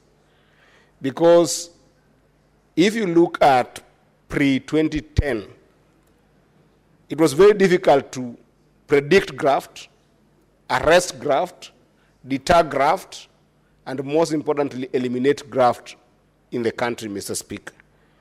And if you look at the way all the commissions are structured, they're indeed structured to be independent to the extent that you can be able to stop graft in the country. But, Mr. Speaker, this House, since inception in 2013, has done disservice to Article 249 of the Constitution. Because in Article 249 of the Constitution, it talks about 249.3, that Parliament shall allocate adequate funds to enable each commission and independent offices to perform its function under the budget of each commission, and independent offices shall be a separate vote. What this means, Mr. Speaker, is that while in the mind of our colleagues in the National Assembly, the Senate is not supposed to participate in the budget-making process in terms of active allocation and in terms of thinking about strong money bills that come out of these houses, Mr. Speaker, this particular article of the Constitution makes it mandatory that the Senate must indeed participate in this process. And I want to congratulate this committee because for the first time, Mr. Speaker, all the commissioners were invited as partners to be able to submit and to be able to give these eyes a bird's-eye view position on the challenges they are facing in the budget-making process. Why am I highlighting this, Mr. Speaker? I'm highlighting this because the CS of Finance and Budget, who actually used to be my party chairman, disparaged this committee by not showing up to be able to listen to what this committee has as concerns in this budget-making process and the budget policy statement that is going to be a crux of what is going to inform the finance bill that will come in the next few coming months, Mr. Speaker. So it's so wrong for my former chairman of ODM and the current CS, John Mbadi, not to pay attention to what this House has to be able to contribute to this budget-making process. Mr. Speaker, it's so bad to the extent that if you look at the submission made by, for instance, the control of budget, one of the biggest problems that we have been struggling with as a House that is supposed to do oversight on counties is the issue of automation of processes of requisition of money going to our counties. And Mr. Speaker, this is how this process works, which is why, Mr. Speaker, if you look at this report, the committee has actually recommended significantly marginal increase on the money that is being given to these commissions. We have recommended about 10% on average to all the other commissions, and I think that the commissioners, I hope they are listening to this House, that they must be added money to effectively make sure that there is no graft in our county. And they have been added money to make sure that there is no graft within the nation of Kenya. Because the two watchdog commissions, Mr. Speaker, the Auditor General and the Control of Budget, have rightfully gained our respect from their submissions to make sure that they can be able to have up to 20% increment of the money that they envisioned, that the National Treasury envisioned at what they should be given from the budget policy statement. And I'll tell you why, Mr. Speaker. Because of time, I just use an example of lack of automation of requisitions that controller of budget has to deal with every single moment. Mr. Speaker, today if you go to our counties, and this exercise we went through with the Finance and Budget Committee when it came from Migori County, if you go and look at the kind of requisitions that are made, for instance, Mr. Speaker, you'll find that the control of budget is given requisition with invoices for commercial entities that have done supplies in counties or have done any kind of works in counties to the tunes of X amount of money. And then after giving the authorization that is required by the Constitution under 225, Article 225, after giving authorization to governors, they will then go, and in the IFMIS and IB, you will find that now those invoices are no longer there.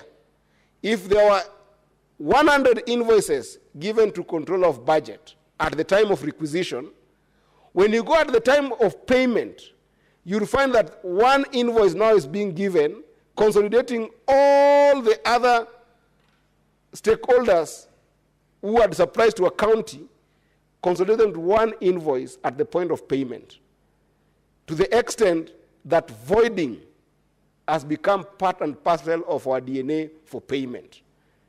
Mr. Speaker, money is getting lost in ways that is embarrassing, that is demotivating, that is annoying in counties because of lack of automation in the requisition process by the COB.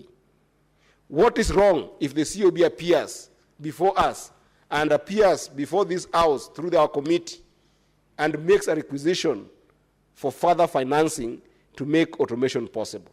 So I want to congratulate this committee, Mr. Speaker, for having strongly listened to all the commissioners and having listened to them to the extent that we have taken an active role in making sure that those commissions and independent offices have been added money in this budget-making process. And I hope that the CS of Finance and National Treasury, Mr. Speaker, will listen to our proposals in this particular report and make sure that those commissions are given what is due to them. And those independent offices are empowered through this budget-making process to get adequate resources to perform their functions. Secondly, Mr. Speaker, is the report from the committee that I sit in, or rather the submission from the Committee of Transport, Road, and Housing that was given to this committee. And I think members can find it in that report. And one of the things that we depicted, Mr. Speaker, is the fight that has continued to go on within the realms of Parliament and within the corridors of court on the issue of RMLF. Mr. Speaker, this is a fight that in this report we have said that if this report passes in this House, when the finance bill comes to these houses, Mr. Speaker, and the issue of RMLF is not solved according to recommendations made by this committee, in this report, we will not pass subsequent budgetary bills in this House. And there's a reason to why, Mr. Speaker. RMLF, right now, you know that when it came about, the government was taking about 18 shillings from RMLF. From that 18 shillings, there's been a contention, time without number, on 10 billion that is supposed to go to counties for a very simple reason. They are county roads, they are national government roads. All these roads are being used by Kenyans, and you cannot take money from a levy that you're taking from Kenyans and choose to give one part of the government money to maintain those roads, and the other is denied. Mr. Speaker, the problem is so endemic that today I was dealing with a matter of Sangalu to Sangalu to it's called what? Where Senator Sifuna comes? The home of Senator Sifuna. Kandui.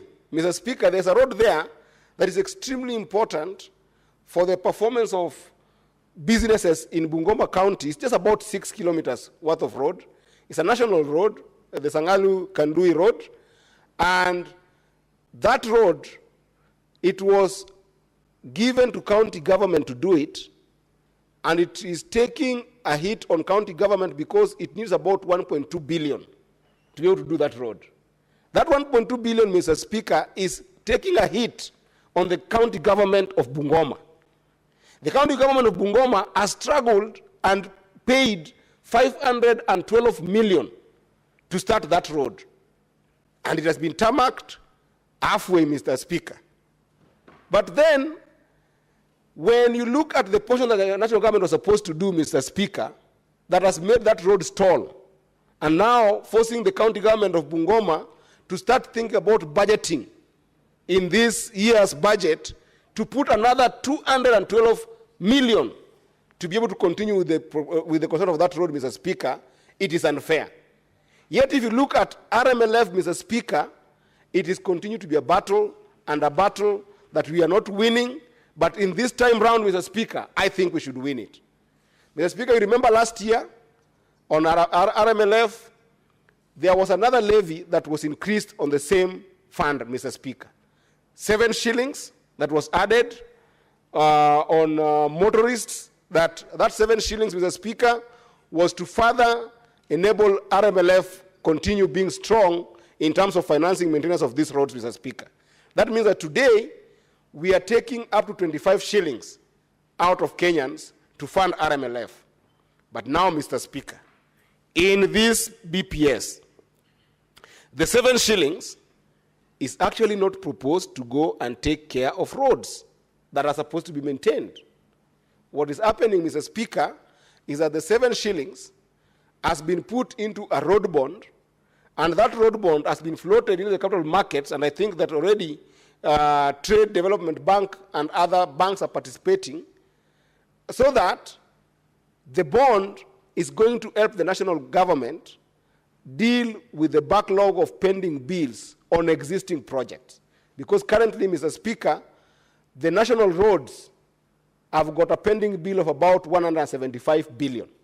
That 175 billion, Mr. Speaker, out of it, we have got project-affected persons who are still claiming about 39 billion out of this.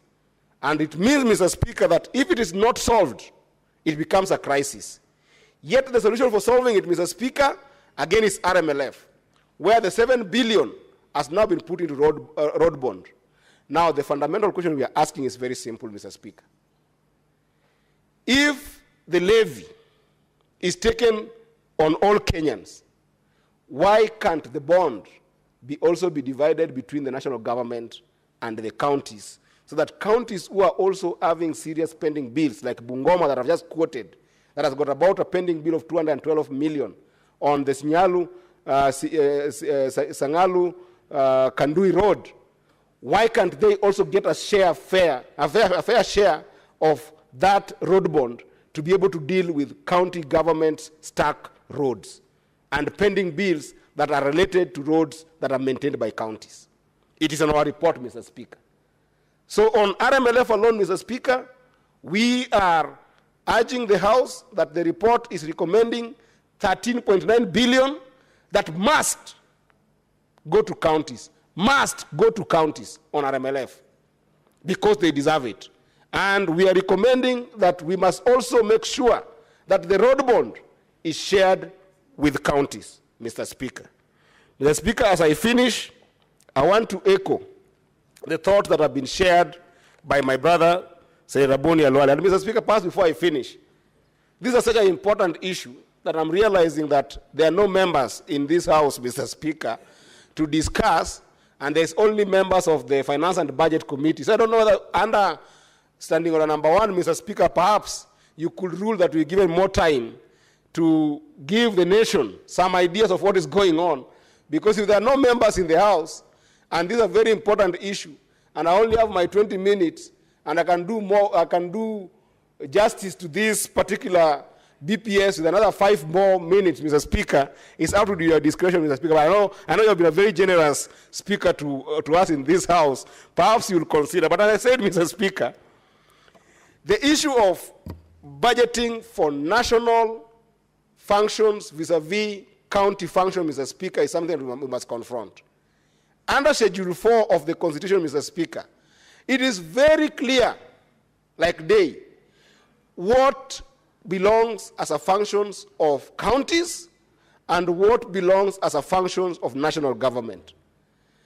This behavior, this conundrum of national government consistently hiding hiding county functions in the budget-making process and taking it to the national government instead of financing counties, Mr. Speaker, this is why this House was formed. This is why Article 96 of the Constitution exists, Mr. Speaker, to protect the interests of counties, to protect the ideology of devolution. Mr. Speaker, you cannot have 22, in fact, I want to be very precise, Mr. Speaker, that I want to invite this House to 29,754,229,484 shillings. That is money that has been budgeted by the national government on purely county functions. There is no any excuse structurally, ideologically, financially, operationally, politically, in whichever form you take it, Mr. Speaker, even in economic policy, there is no any excuse to have these monies go to national government. Mr. Speaker, we can't allow this. These 29 billion, Mr. Speaker, must go to counties. It must go to counties. And Mr. Speaker, in the spirit of the agreement, the cooperation agreement that President Ruto and Honorable Raila Amolo Odinga signed recently on the idea of entrenching devolution, promoting devolution, empowering devolution, making sure that devolution can work, Mr. Speaker. They said that there's a possibility of concurrence between Parliament and the executive to even give counties 450 billion. We are now giving them a scientific solution to be able to make sure that these monies go to county. And the scientific solution is this, Mr. Speaker. And Mr. Speaker, I beg for 5 minutes to go through this. The scientific solution is very simple. On vote D133 on State Department for Environment and Climate Change, go and look at that vote on BPS, Mr. Speaker. On the idea of national solid waste management, 40 million that has been given to the national government and that department must go to county. Dear Honorable Raila Amolo Odinga, dear President Ruto, that money must go to county. On vote D1331 on plastic waste management, give the Honorable Senator further 5 minutes. Yes, Sure. I can always be informed by the Senator. Yes. I just want to inform the distinguished senator from Migori that I hear him daring and begging the president and the former prime minister. That is the beginning of where we get it wrong. The solution lies in this parliament. For your information, the chairman of the Budget and Appropriation Committee is a member of ODM, member number 350, I've forgotten, called Honorable Atandi. Can you please use your internal structure to inform Atandi to carry out this, instead of giving the country the impression that the republic belongs to the two principals, the president and the former prime minister?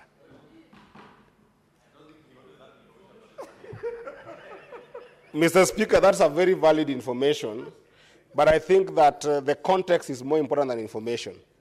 The context here is this, and I know that the whip was not in the signing of the cooperation agreement, when the President and the former Prime Minister were signing the agreement. The context is this.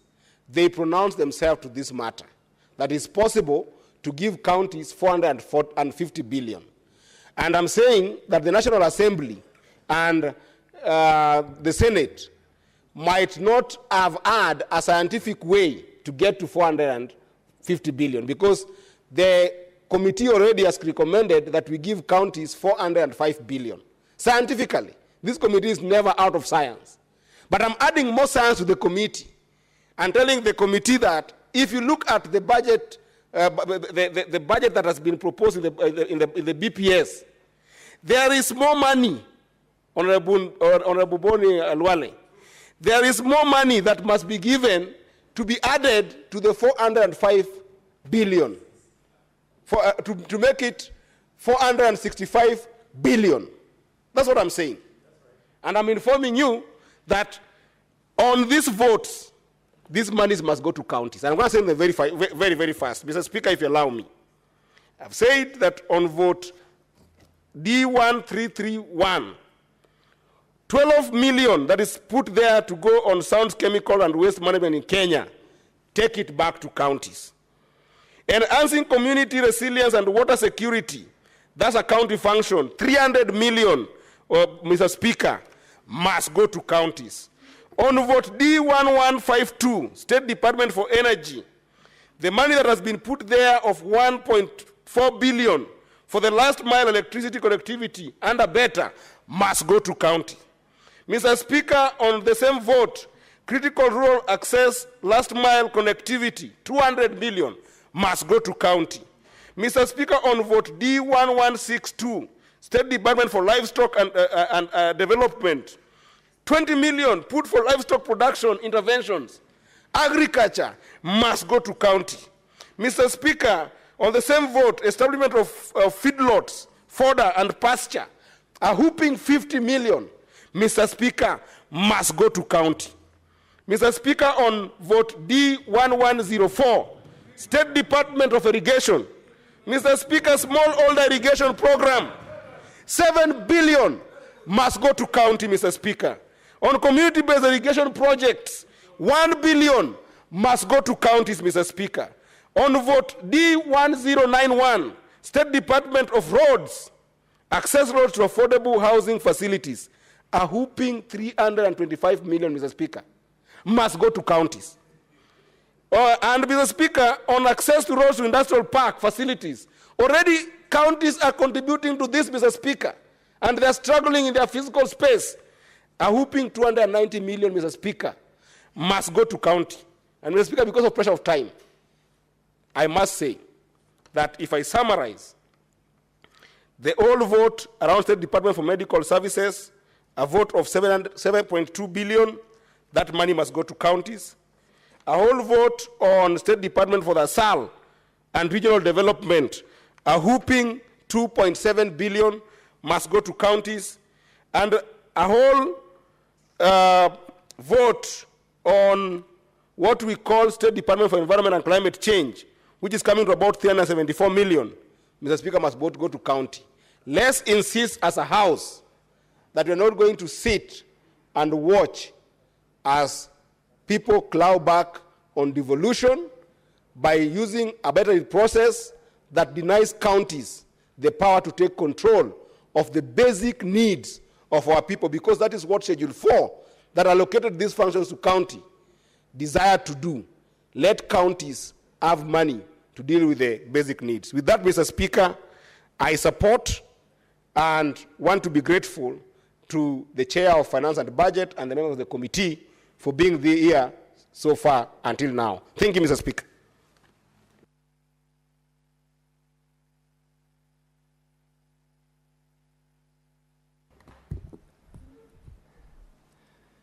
Senator Eddy, thank you for the contributions that you have made to that policy statement. And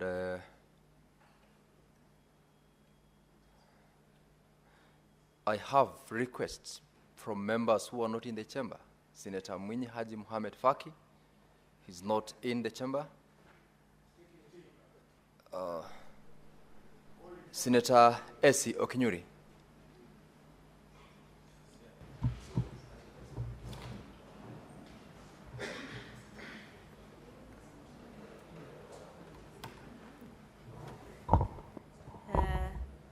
Thank you, Mr. Speaker, for this opportunity.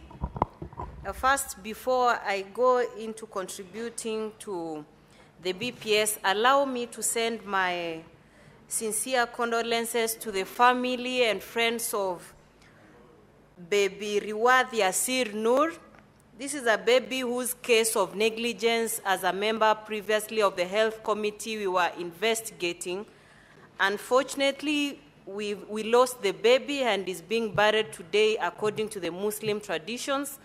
And it's very unfortunate that even the report is yet to be tabled on that baby for the family to get justice. May Nur's soul rest in eternal peace. Mr. Speaker, as I now get back to the budget policy statement, I'm a member of that committee, and we've taken quite a number of engagements to listen to the different stakeholders who came and fronted their proposals.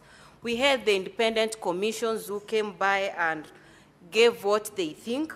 Of interest was one, the Human Rights Commission.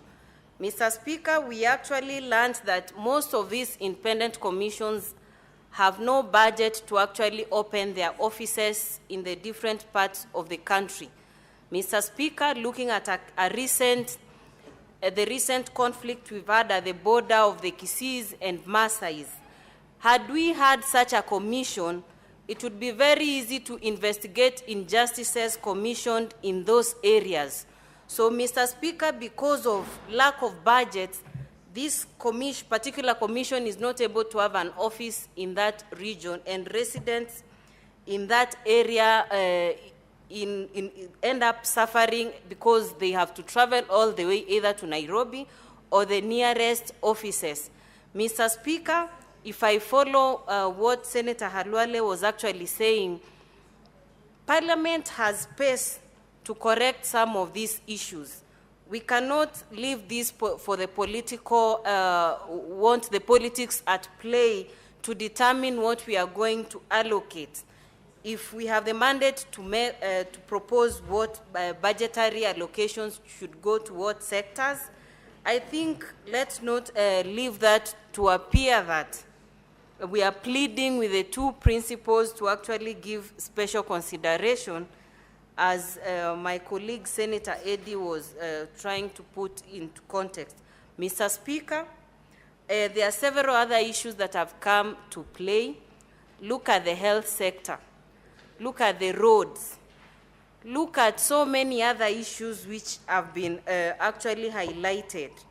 So when we have such critical matters, and I want to mention this particular issue that the Cabinet Secretary for Treasury failed to bring his views to this committee because he had already submitted the same in the National Assembly. Mr. Speaker, I think as a Senate, we are really missing the point. When the Constitution pronounces itself on what Parliament is both the National Assembly and the Senate. And we have a role to play because these are matters which are touching on counties. So I feel the conduct of the Cabinet Secretary to this committee needs to be noted, and the Senate needs to bite, or rather we get an explanation as to why the particular Cabinet Secretary decided to take the route he took, even after we as the members of the committee have burnt midnight oil trying to come up with this report to present to the House, Mr. Speaker. Mr. Speaker, we can see that we have overall projections show that inflation is within the targeted ranges that had been given, and this decline shows that then we need to add more resources, because initially we said inflation levels are very high, so we were cutting down on money that is going down to, for instance, counties. Now that inflation is coming down, we expect that counties this time round are going to actually get more money. And Mr. Speaker, my plea to county chiefs, especially when it comes to use of this money, let us use money wisely so that we are not having county chiefs who are wasting public resources. When we in Nairobi are working very hard to ensure that they are getting this money so that we have services closer to the people, are actually taking it for granted. Mr. Speaker, on the issue of on-source revenue, this is something we also need to touch on, because most of the pending bills that we are talking about in this budget policy statement are as a result of counties overestimating their own sources of revenue.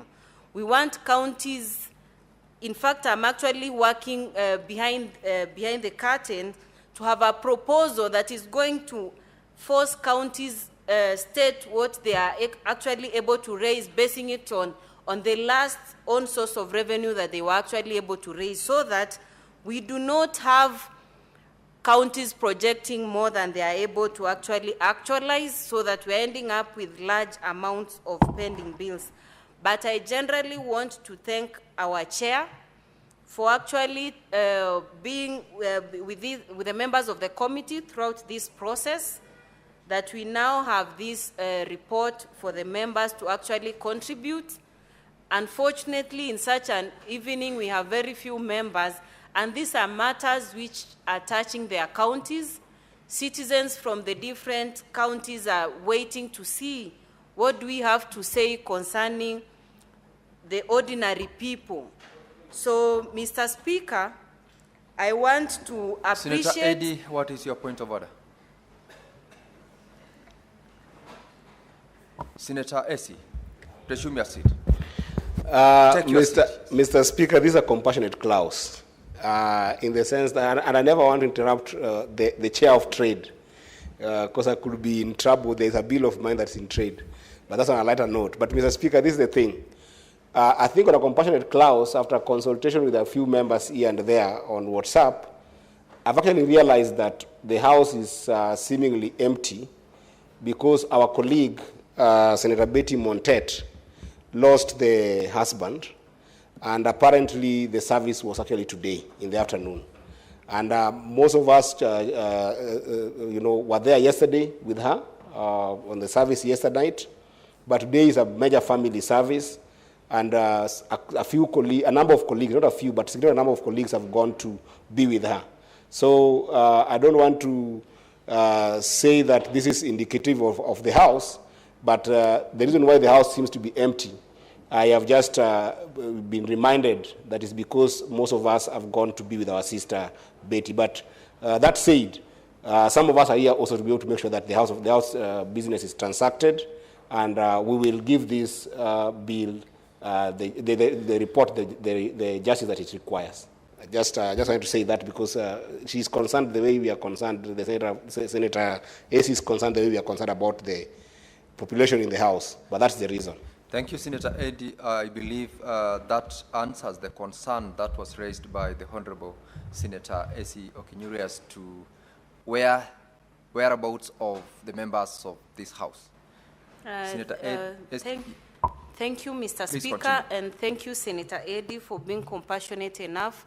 We share the loss with our colleague, Senator Montet, and hopefully we'll be able to join the rest of our colleagues once we exit. Mr. Speaker, lastly, I want to look at some of what we as a committee were recommending, that I had actually mentioned this. In order to bring services closer to the people, some of these, and actually all of these constitutional commissions, need to have the independent officers decentralized to the other counties, so that we don't have people traveling very long distances to get the services they require, so that we generally serve people, because that was the whole essence of devolution. So, Mr. Speaker, I do not want to go much into this. Let me leave my colleagues to contribute, and I want to support the report. Thank you. Senator Senator Mariam Sheikh Omar.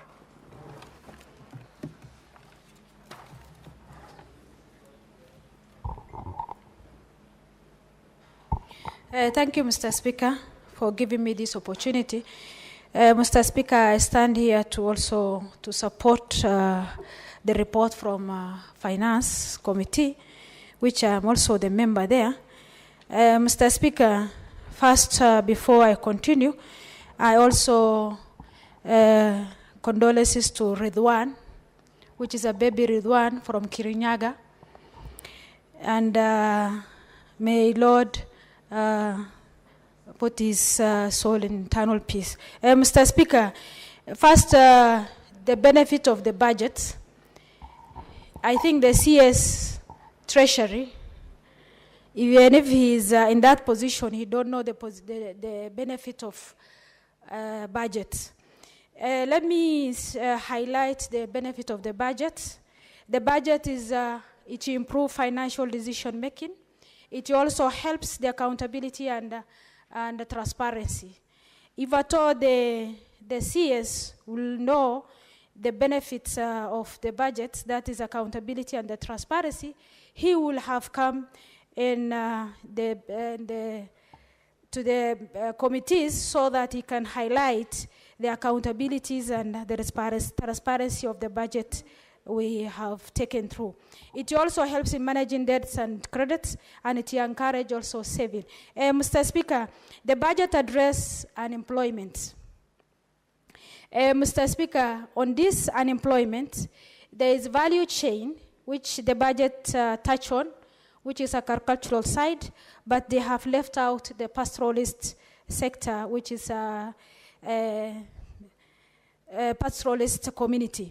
Mr. Speaker, in the side of the health sector, there is a project, there is 29 billion, which has been budgeted under MDA, that is Ministry of Education, Ministry of Health, and it's supposed to be devolution project, which is supposed to be done by the county, and it went to the ministry, and I strictly condemn that that 29 must be strictly go back to the county. Mr. Speaker, the other issue is an issue of pending bills. Mr. Speaker, if we will have known the importance of the budget, that is accountability and transparency, we wouldn't have that volume of the pending bills, which is supposed to be a fast charge on this. Mr. Speaker, when we are transacting with the stakeholders, we realize that we call commissions and independent commissions, and we went through almost 6 of them. Mr. Speaker, that is the first time, this is the first time we are calling commissions, and that showed that we are fighting for, as a Senate, we are fighting for our space, that the budget is the 2 houses, not only National Assembly. Mr. Speaker, I was also in the committee listening to the stakeholders. One of the impressions which came to my attention is the oversight department, that is control of budgets and Auditor General Office. Mr. Speaker, Auditor General Office, most of their work is traveling expenses, and their work is normally they go through all the documents of the counties and national governments, and because of cut expenses of the transport, they were hurted. So in that scenario, we need expenditure of the transport of the Auditor General not to be touched, because that is the key mandate of the auditors. Mr. Speaker, the other one is control of budget. Mr. Speaker, there is an expenses. There is a budget. They have put us 50 million for automations, which has not been funded. Mr. Speaker, as a committee, we requested that that office must be automated so that they link through the Ministry of Treasury to the CBK. That link need automations, and it is required that when it comes to exchequer transactions and approval, it will not take time. That is what the auditor concluded. Mr. Speaker, allocation of the recurrent expenditure, this is under PFM.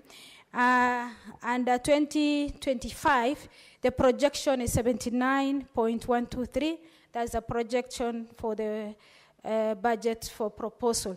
Mr. Speaker, the continuation in the increase in the debt service will also take a huge part of the budget, which will expected to utilize the devolution, utilize as development budget.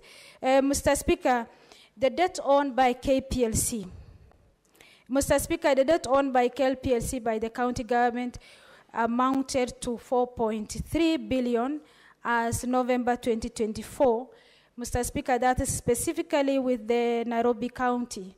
Mr. Speaker, that is what happened last week, what happened between the county government and between the county government and KPLC. Mr. Speaker, when I trace on this KPLC issue, Mr. Speaker, KPLC, they are mistreating counties because of monopolies.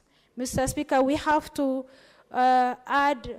raise value so that there is no monopoly on this KPLC, so that our people can get KPLC lights. The light is essential and is a fundamental right for each one of the citizens of Kenya.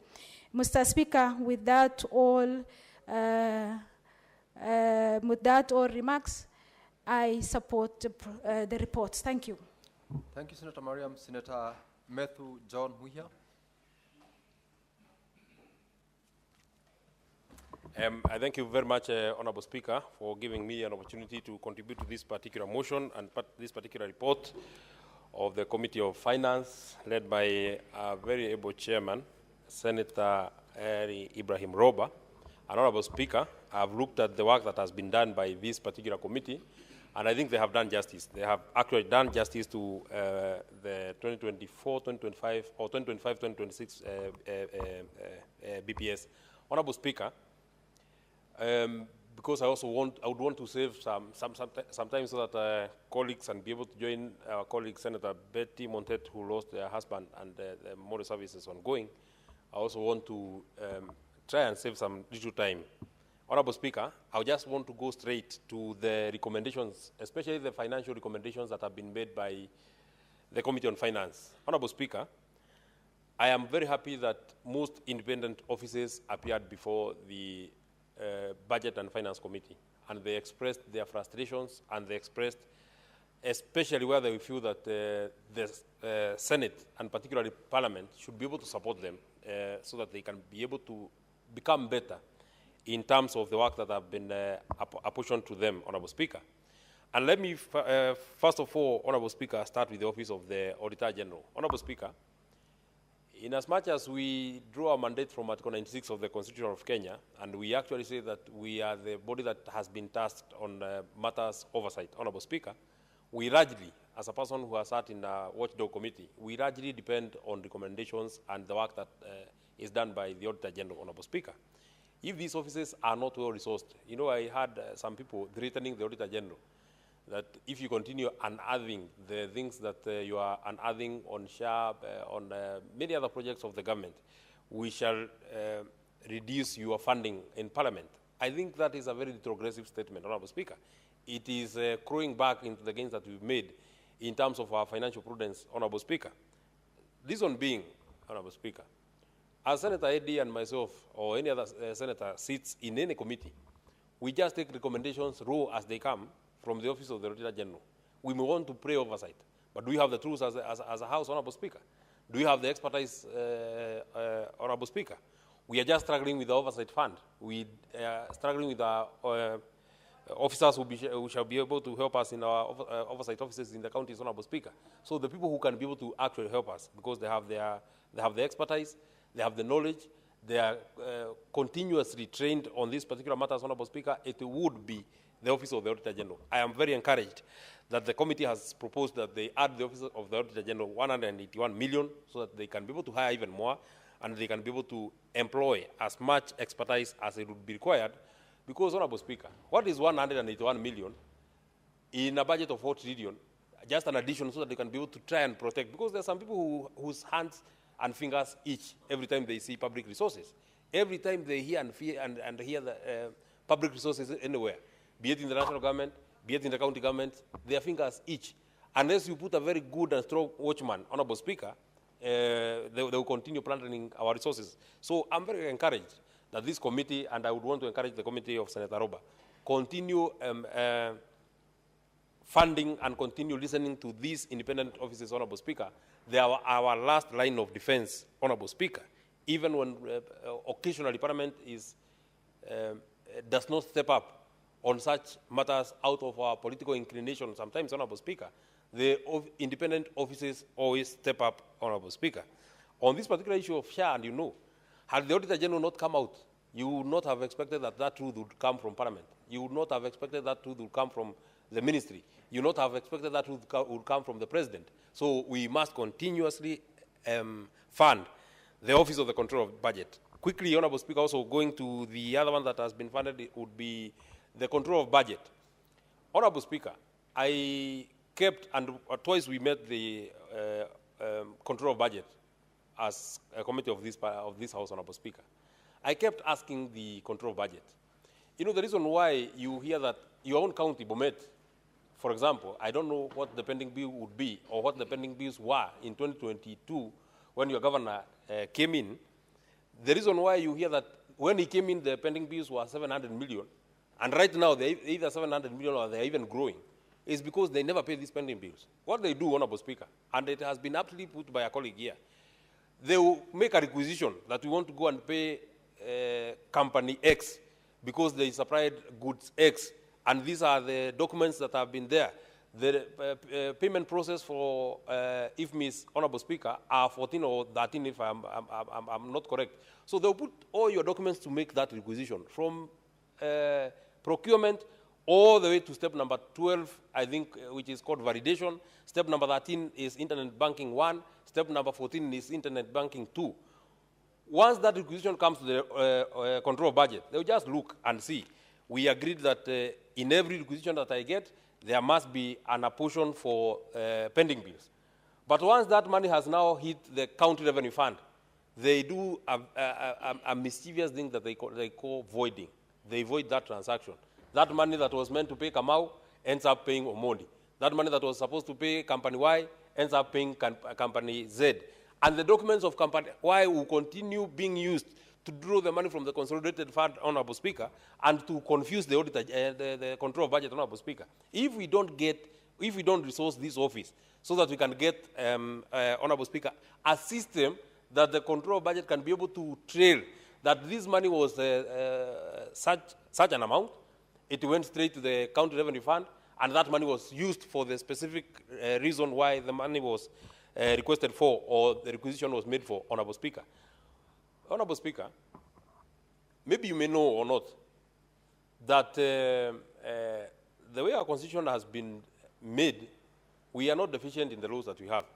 One of the requirements that we have, Honorable Speaker, is that the development budget for every county or even the national government must be at least 30% of the entire budget. Honorable Speaker, people will make a requisition and say that this money we are using it for development.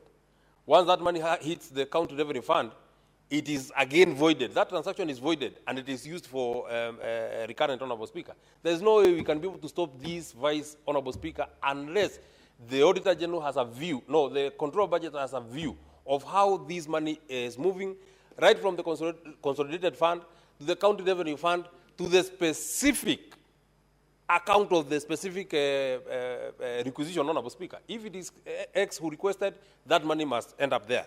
I don't want to buttress that point, Honorable Speaker, but it is extremely important. Honorable Speaker, I have seen that there is a proposal to add some money to the Commission on Revenue Allocation, and more specifically, I have seen that they want to try and develop a formula and a system, Honorable Speaker, that will help. Senator Medu, there is a point of order from Senator Ali Roba. Resume your seat, Mr. Speaker, Senator. sir, I regret stopping my colleague from continuing, but he will have time to finish his discussions. I raise pursuant to Standing Order number 41 on quorum during proceedings of the Senate 1 and 2. It seems that we may not be having the right quorum to transact the business of the Senate, Mr. Speaker. Thank you. Clerk, confirm that we don't have quorum. Sergeant at Arms, ring the quorum bell for 10 minutes.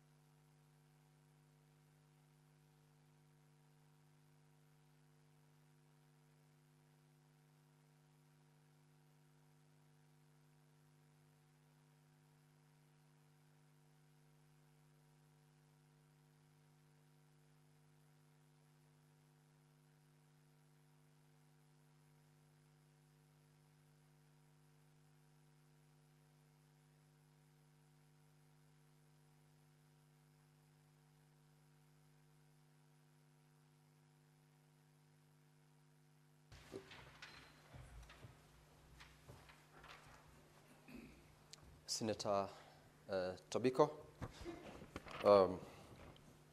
Honorable Senators, having failed to attain the quorum at the expiry of 10 minutes, the House stands adjourned pursuant to Standing Order 41-2A until Tuesday, 18th of March, 2025 at 2:30 p.m.